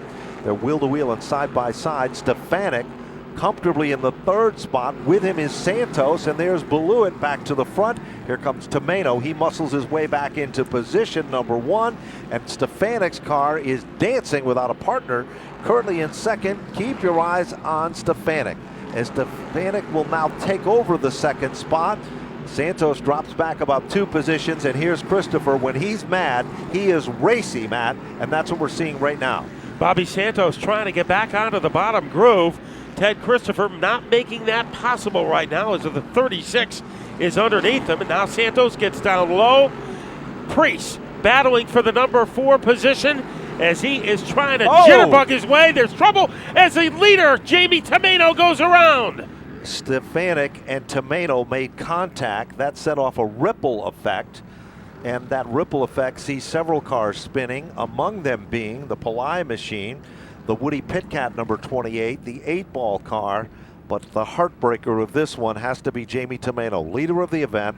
There was some contact. Stefanik got in there a little deep. They did touch, and Tomato ends up spinning, and Stefanik still is the man who inherit and to take over at the point. So a secondary skirmish, a little deeper, involving Woody Pitcat among others. So according to our scoring, Ryan Preece in car number 3 will be our leader. So let's see what happens to Mike Stefanik in car number 16, as Preece is number 1 in our computer, but number 2 on the racetrack right now. So, a tough break for Jamie Tomeno. A brilliant run he was having with car number 99, the leader of the pack, and then a little contact was made, and he went around, and they're continuing to check the racing surface itself. Woody Pitcat is on pit road, and Joe Koss has more. Joe? Well, Jamie Tomeno was going to try to go the whole 200 laps. I went down and talked to the crew. I said, can you go 200 laps without a stop? They said, well, we're going to find out right before that incident up at turn number 4. Now that changes their strategy completely. They'll come down pit road, they'll fuel the car up, and then they'll see if they're going to make any tire or chassis adjustments from there. But first, they're going to get some fuel in the race car. So Mike Stefanik is put into the lead in car number 16 with Preece in second, Blewett third, and Rudolph fourth, as we check out our screen to see what happened to Jamie Tomeno in car number 99. As it happened as the cars got into turn number 4. And we did not get a good look on that angle. So hopefully we will see it from a different vantage point. Maybe this one will show us what happened, Ben. Here comes Stefanik. He goes to the inside, and the two just touched. That's all it was. Very simple situation, and Tomeno went spinning, and the scoreboard shows the story, and Stefanik goes back into the number 1 spot. So it was just a racing hard situation, and it looked no different. Stefanik is the leader. We get ready to go back to full speed. Off turn number 4, a battle of the blues. Stefanik on the inside, and it is Preece on the outside. Stefanik to the advantage, and he'll move into the number 1 spot. Preece tries to fight back. Look out, here comes Blewett. He goes to the inside, and Preece is shuffled back just a bit. Santos getting pumped up and on the wheel. He moves into the 4th spot, right behind Blewett, and here comes Ted Christopher working his way to the bottom with car number 36. Wade Cole is on the infield row. The top 3 can fit inside an aspirin bottle, and the man giving the headaches out is Jimmy Blewett, as he is able to whirlwind his way underneath Preece. Now he's after the leader, Mike Stefanik. No question about it. Blewett tries the high side, then he dips down low and tries the inside. It is Santos up to the 3rd spot now, as it appears that Preece is trying to get back into the lower lane, but he can't do it yet. Blewett gives a tap to Stefanik. There's a bid for the lead, and suddenly the door opens down to the bottom of turn 1. Let's see if Blewett can blow his way in. He is even with Stefanik. Those two cars Velcro together as they go into turn number 3. Power move by Blewett, and he becomes the 5th leader of the Spring Sizzler. Trouble for Preece, hitting the wall. Stefanik and Preece come together, and Preece makes light contact with the wall, and that is going to bring out yet another yellow. Tyler and Pastriak spinning to avoid mayhem, but problems for Preece. He did not appear to make hard contact with the wall, but enough to definitely cause some damage to the right front wheel, as the wheel is now towed out, as car number 3 is heading back and trying to get back to his pit area. So a heartbreaking situation there. But Jim Blewett becomes the 6th leader of this race. It was Bobby Santos, followed by Ronnie Silk, followed by Doug Covey, then Jamie Tomeno, then Mike Stefanik, and now it's showtime, Jimmy Blewett, and look who is going to be in his hip pocket, Bobby Santos, as we head down to pit road where the action is and where Joe Koss is. Well, I want to follow up on the story I mentioned a little bit earlier. Ted Christopher currently running the top 5 of the racetrack. Remember, he only came down for tires. They took 4 tires, had a problem on the pit stop that cost him a lot of track position. They have decided, I do believe, to try to go the entire distance without making a pit stop. Should be interesting. I mentioned in my open that only the fearless would be able to try that, and it looks like Ted Christopher and that crew are going to try to go the entire 200 laps on fuel. This caution flag certainly helps him out quite a bit, but it ranges from anywhere between 20 and 35 laps of caution that he needs to be able to get this thing 200 laps without stopping once. Now we're going to take a look at our monitors again and see if we can figure out what is the story here. Down the backstretch, Blewett is to the inside, Stefanik to the outside, Santos goes in there, and it was really one of those things. They were all bidding for the same footprint on the racetrack, and it just didn't work. You couldn't put 3 cars into one spot. Well, when you go for the same footprint, you know what happens. Somebody gets stomped on, and that happened to Ryan Preece. As we take another look at it, Preece moving in at Stefanik as he slammed the back bumper of the Stefanik car and ended up making a gentle contact, if there is such a thing when you're going 100 miles an hour into the barrier. One more look at it, and the same result. Stefanik and Priest getting together. Priest is on the sidelines. Joe Koss, what's happening? Yeah, he's parked his car just on the other side of the number 4 machine of Bobby Santos. The car just about fell off the jack. Bobby Santos' crew and Bob Garbarino's group came over, assisted the 3 team, the bowler group, to be able to get that car back up on the jack. Now they'll go to work on the right front. Lots of damage there, and the crew is going to work on it. They've got the crash board out, and they're going to look like they're going to replace the right front hub. So still a lot of work left to go on car number 3. Let's see what's going to happen as they head off turn number 4, looking to go back to green, and they do, and it appears that Santos is still trying to hold on in the outside lane, but now Christopher has moved into second, and Blewett is the leader of the pack.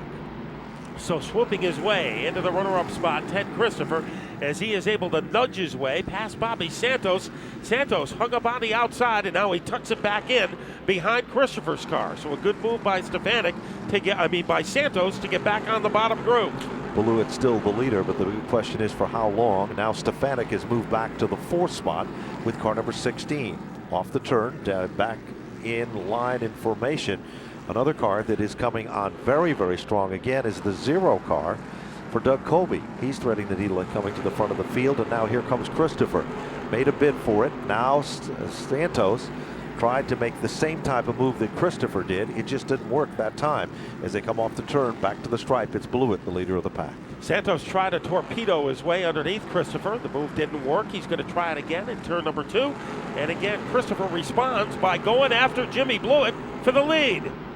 Deep into the 3rd turn, it is still 3 cars contending at the point, but Blewett is still holding on, but Christopher is really nipping at his heels. There's no question about that. Down into turn number 2, Christopher sees some daylight. Ted Christopher takes over the lead on lap number 145, and the tail that wags the dog suddenly becomes car number 4, and Santos now muscles his way into second, but Blewett is not going to give up without a dogfight. Christopher being double teamed by the combination of Santos and Blewett. Stefanik now dropping back into 4th. Here comes Santos as he is able to wiggle his way underneath the 14 of Blewett. Christopher in the lead. The big question mark over the final 53 laps. Does Ted Christopher have enough fuel to go the distance? Christopher didn't like the last pit stop, but that was kind of the fuel that fired him up to get pumped up to go to the front of the field, and he has done just that. Let's look at the field now. Christopher is your leader in 18.642. Santos is second, 18.805. Blewett is third. Stefanik is fourth. Savali is fifth. Goodale is sixth. Pennick is seventh. Hosfeld is eighth, and Colby is back up to ninth. And Woody Pitkat currently sets in the 10th spot. That's currently how they run, with 149 when they cross the stripe this time by. I guess Christopher disliked that pit stop so much he decided not to make another one, as right now he is leading by about a couple of surfboards over the 4 of Santos. Ted Christopher, the defending Sizzler champion. A little deeper in the field, and we see Chuck Hosfeld. He is starting to nag on the back bumper of Roland Pennick's car.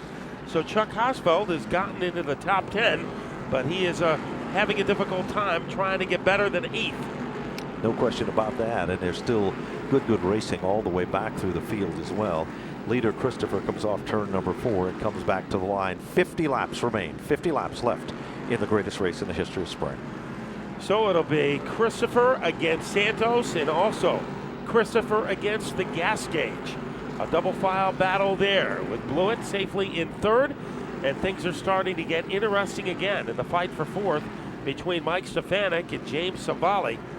And then it is Kevin Goodale in car number 50, as he has quietly moved back onto the radar screen as he is guarding 6th place against Woody Roland Pitkat Pennick. is down on pit road, Matt. Woody Pitkat, who was running among the top 10 cars, a mechanical problem with car number 28. That's a heartbreaker for them.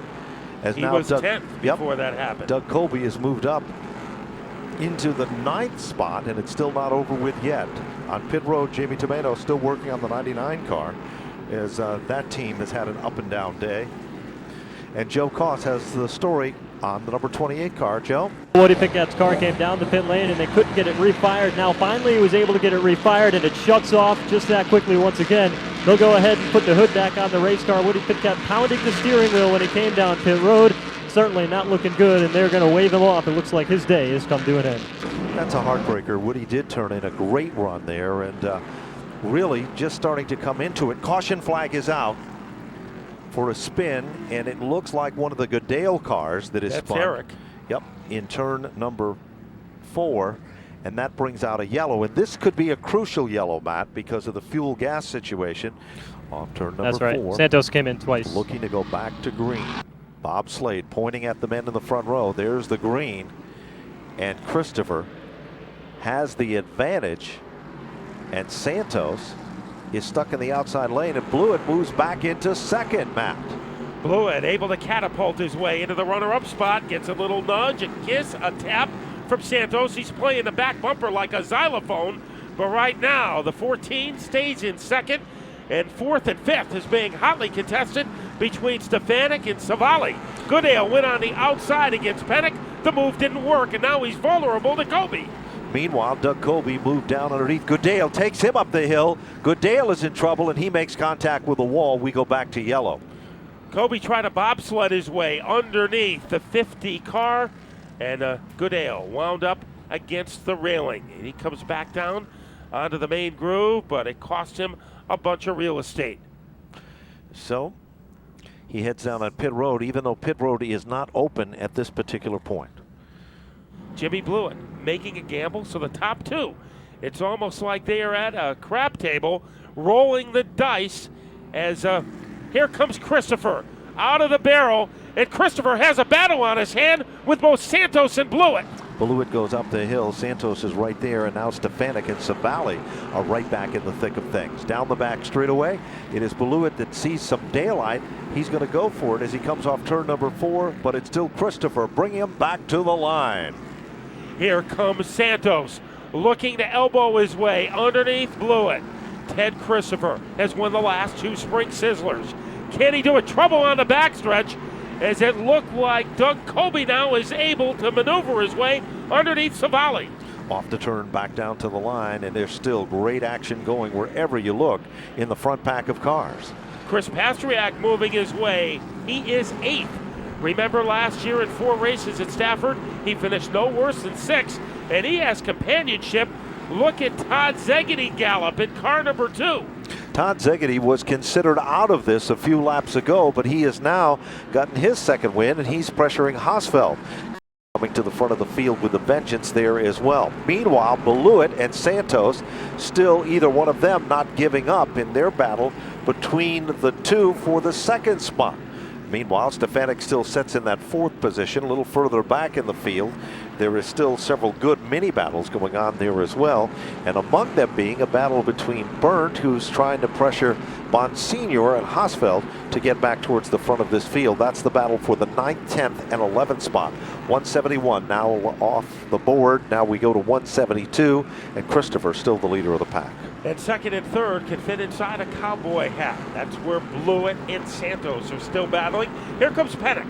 Strong move underneath Doug Colby, and Pennick is able to torpedo his way into 5th place. He does, and Pennick is now looking very, very strong, while the 0 of Doug Colby currently sits back in the 6th spot. Colby now trying to hold off James Savali, who is currently 7th on the field, and then it's Chris Pastriak currently in the 8th spot. Off the turn, it is still Christopher, 174 up on the big board.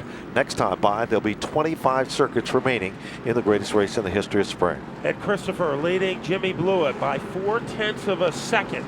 So that is his margin as we have single file throughout the backstretch.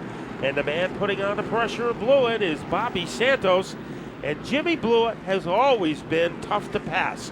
And Bobby Santos, if he didn't know it before, he is learning that now. He certainly is, and they head down the back straightaway, and Santos has the power to reel him in, but cannot really set himself up to make the transition and the move. So Blewett doing a great job as usual. You pointed it out early in this event, Matt, how that Blewett always runs well here at Stafford on the modified tour in these extra distance events.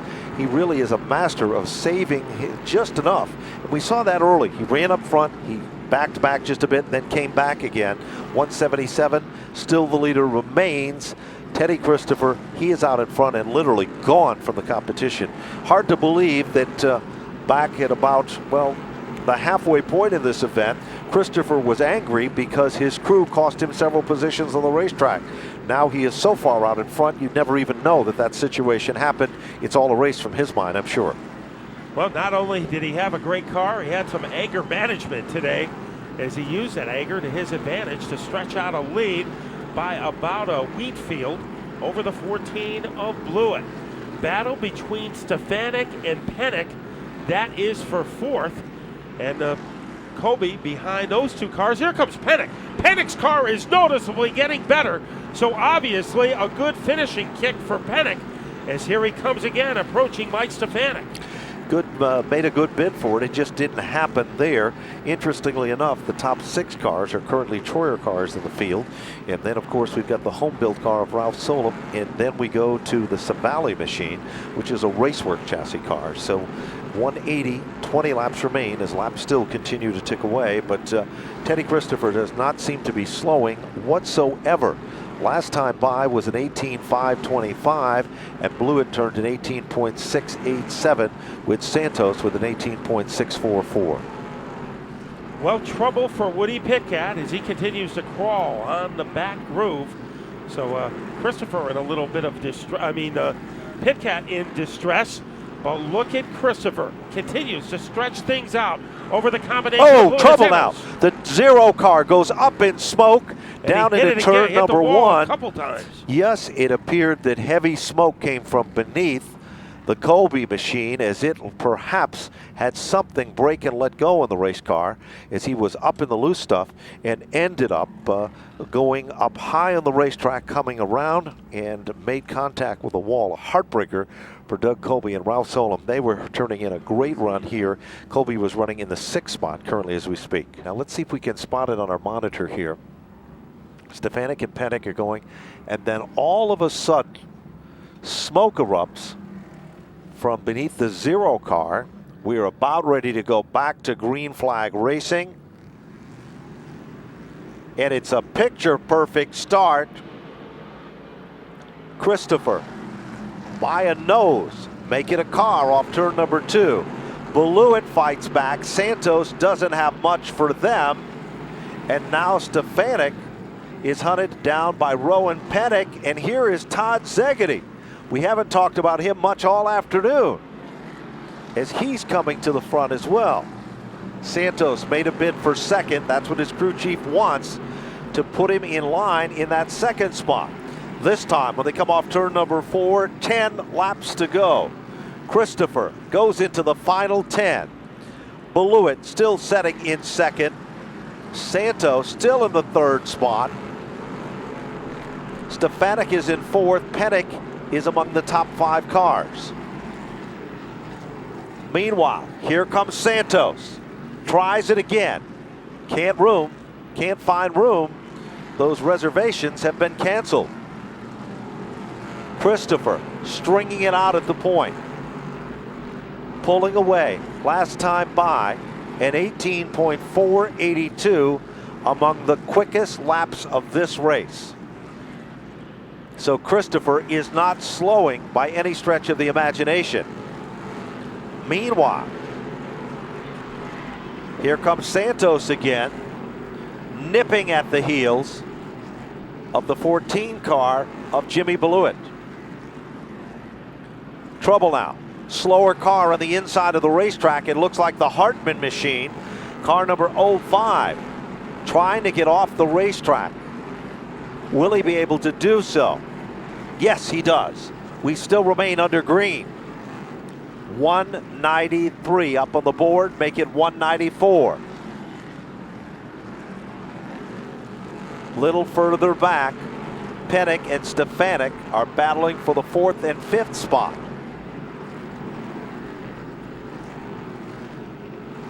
but it is still car 36 dominating. We've got a yellow.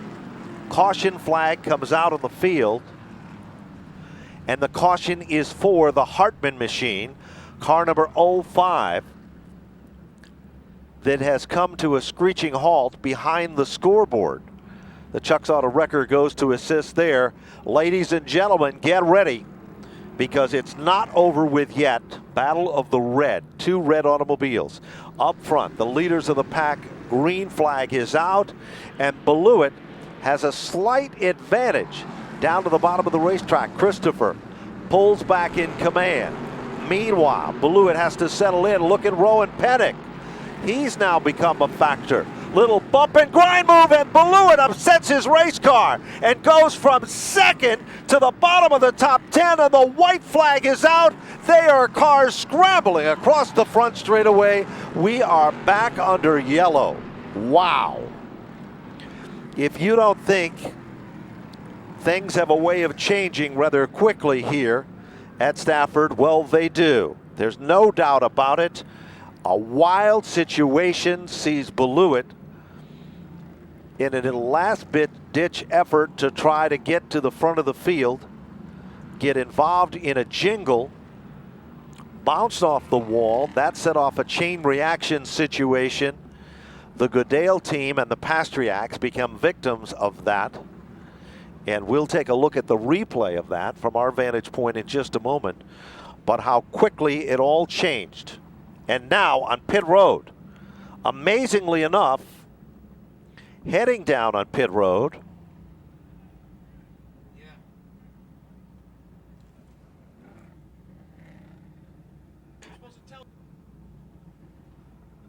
and it's a yellow checkered situation, and the winner is car number 36, and that, of course, is the Ted Christopher machine. Into victory lane as well. What an amazing finish. And TC becomes the only driver who joins Maynard Troyer to win 3 consecutive Sizzlers here at the Stafford Motor Speedway. And we're going to take a look at the replay in just a moment as they start to prepare victory lane. What an amazing run down to the wire that it was. But here is the story as we look at it from our vantage point. Down the backstretch, Beluit tried for it, got crossed up. All of a sudden the car got evil. We're not sure if he had a tire or something go down.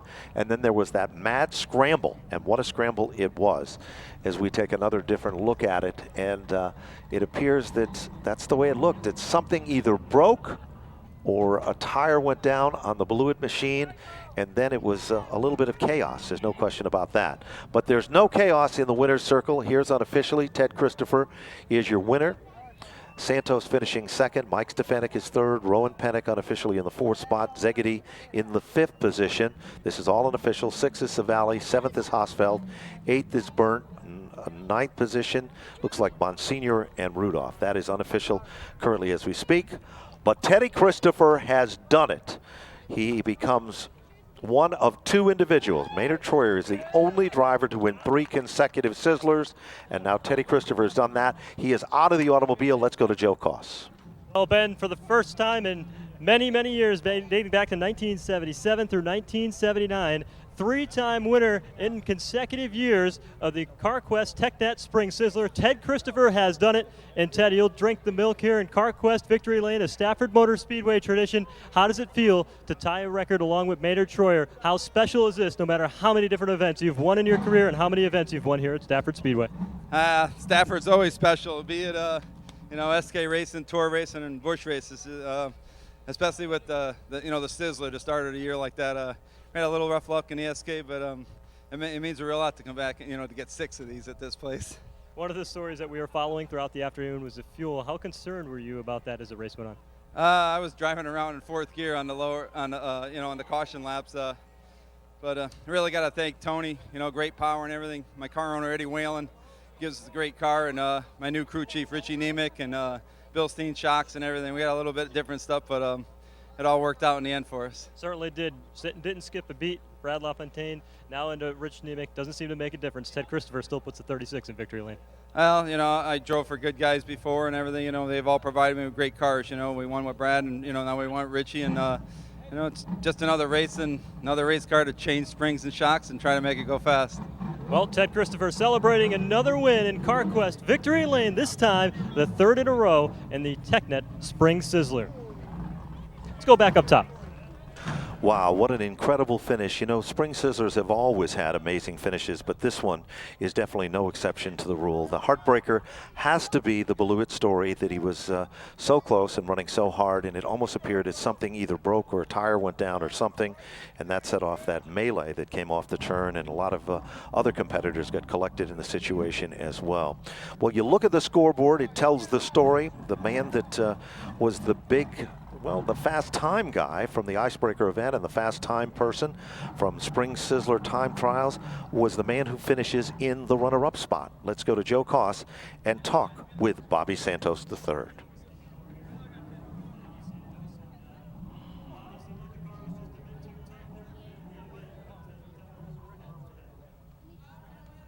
Good run today. You know, that beginning of the race kind of put us behind when we got spun, but awesome recovery by this team, getting us back in the race, and nobody got down, just we all thought that we could come back and win it, and we come back for a nice, strong second place finish, so I'm happy. Well, you'll certainly leave here with the points lead once again as you head into the next race in the schedule. It's going to be right back here again. How can you continue this throughout the rest of the season? Just guys are giving me a good car and doing an awesome job in the pit stops, and just everybody's doing a good job on the team, so it's been fun. All right, that's Bobby Santos. He finishes second here this afternoon.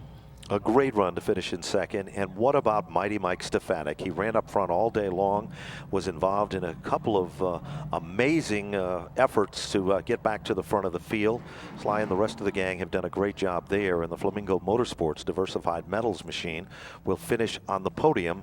So let's go down to Joe Koss with Mighty Mike Stefanik. Yeah, their second podium finish of the 2010 campaign. Mike, it seems like you're getting right back into your groove here. This team really starting to click on 08. How does it look from your side of things? Well, I mean, we were pretty good. We weren't quite as good as the two cars ahead of us, or the three cars actually. The 14 was pretty good too, but you know, we just picked up an easy spot there at the end. But I got to thank our team. Our pit stop practice obviously showed today. We had an outstanding pit stop, and you know, we're close. We need a little more, but we're close, and that makes me feel good, because the effort and the amount of money and time that is spent on these race cars, teams need to be reimbursed with good finishes. So I'm happy to be involved with this third place finish for Eric Sanderson, for RB Enterprises, and all the help that we get on this 16 team. Let me ask you about turn 3 there in the white flag lap, or coming to the white flag. What happened over there from your perspective? Well, I mean, you know, everyone always says they didn't see it, but I was just kind of looking at the back of the 4, and I could see that the 14, I could see a little tire smoke, and I see his roof get turned. So I'm assuming Jimmy wanted to try to get down and behind Teddy. You know, it does say Speedway out there, and it is 2 to go. I mean, the 4 didn't certainly come up off the bottom. You know, I mean, he had his car on the bottom of the racetrack, and I think, you know, it's just everybody just wants to keep, you know, everybody so tight, and things happen. And he got together, and then he had to go up the track to catch it, and that just was unfortunate for Jimmy Blewett, because he was having an outstanding race, and it was just a green-white checker that bit him. All right, that's Mike Stefanik, another podium finish, and certainly a class act. You want the true story, you go to Mike Stefanik. Well, there's no question about it. The top 3 on the podium here at the Stafford Motor Speedway. Well, the greatest race in the history of spring lives up to its reputation, and Ted Christopher is the big winner, going into the record books as the only other driver besides Maynard Troyer to win 3 consecutive Spring Sizzler events. Santos will finish in second. Santos will finish in second. Stefanik will finish in third. Pennick. Then it's Zegedy, Savali, Hosfeld, Burnt, Bonsignor, Rudolph, Flemke, Goodale, Blewett will come back to finish in the 15th spot. The other Goodale, the 58 car, Rene Dupuy, Hartman, Bush, Cole, Kobe, Priest, Pitcat, and Reen. That's unofficially how they finished among the top 25 cars. Well, it has been a great day here at the Stafford Motor Speedway. On behalf of our friends at CarQuest, we thank you for coming out and being a part of the festivities.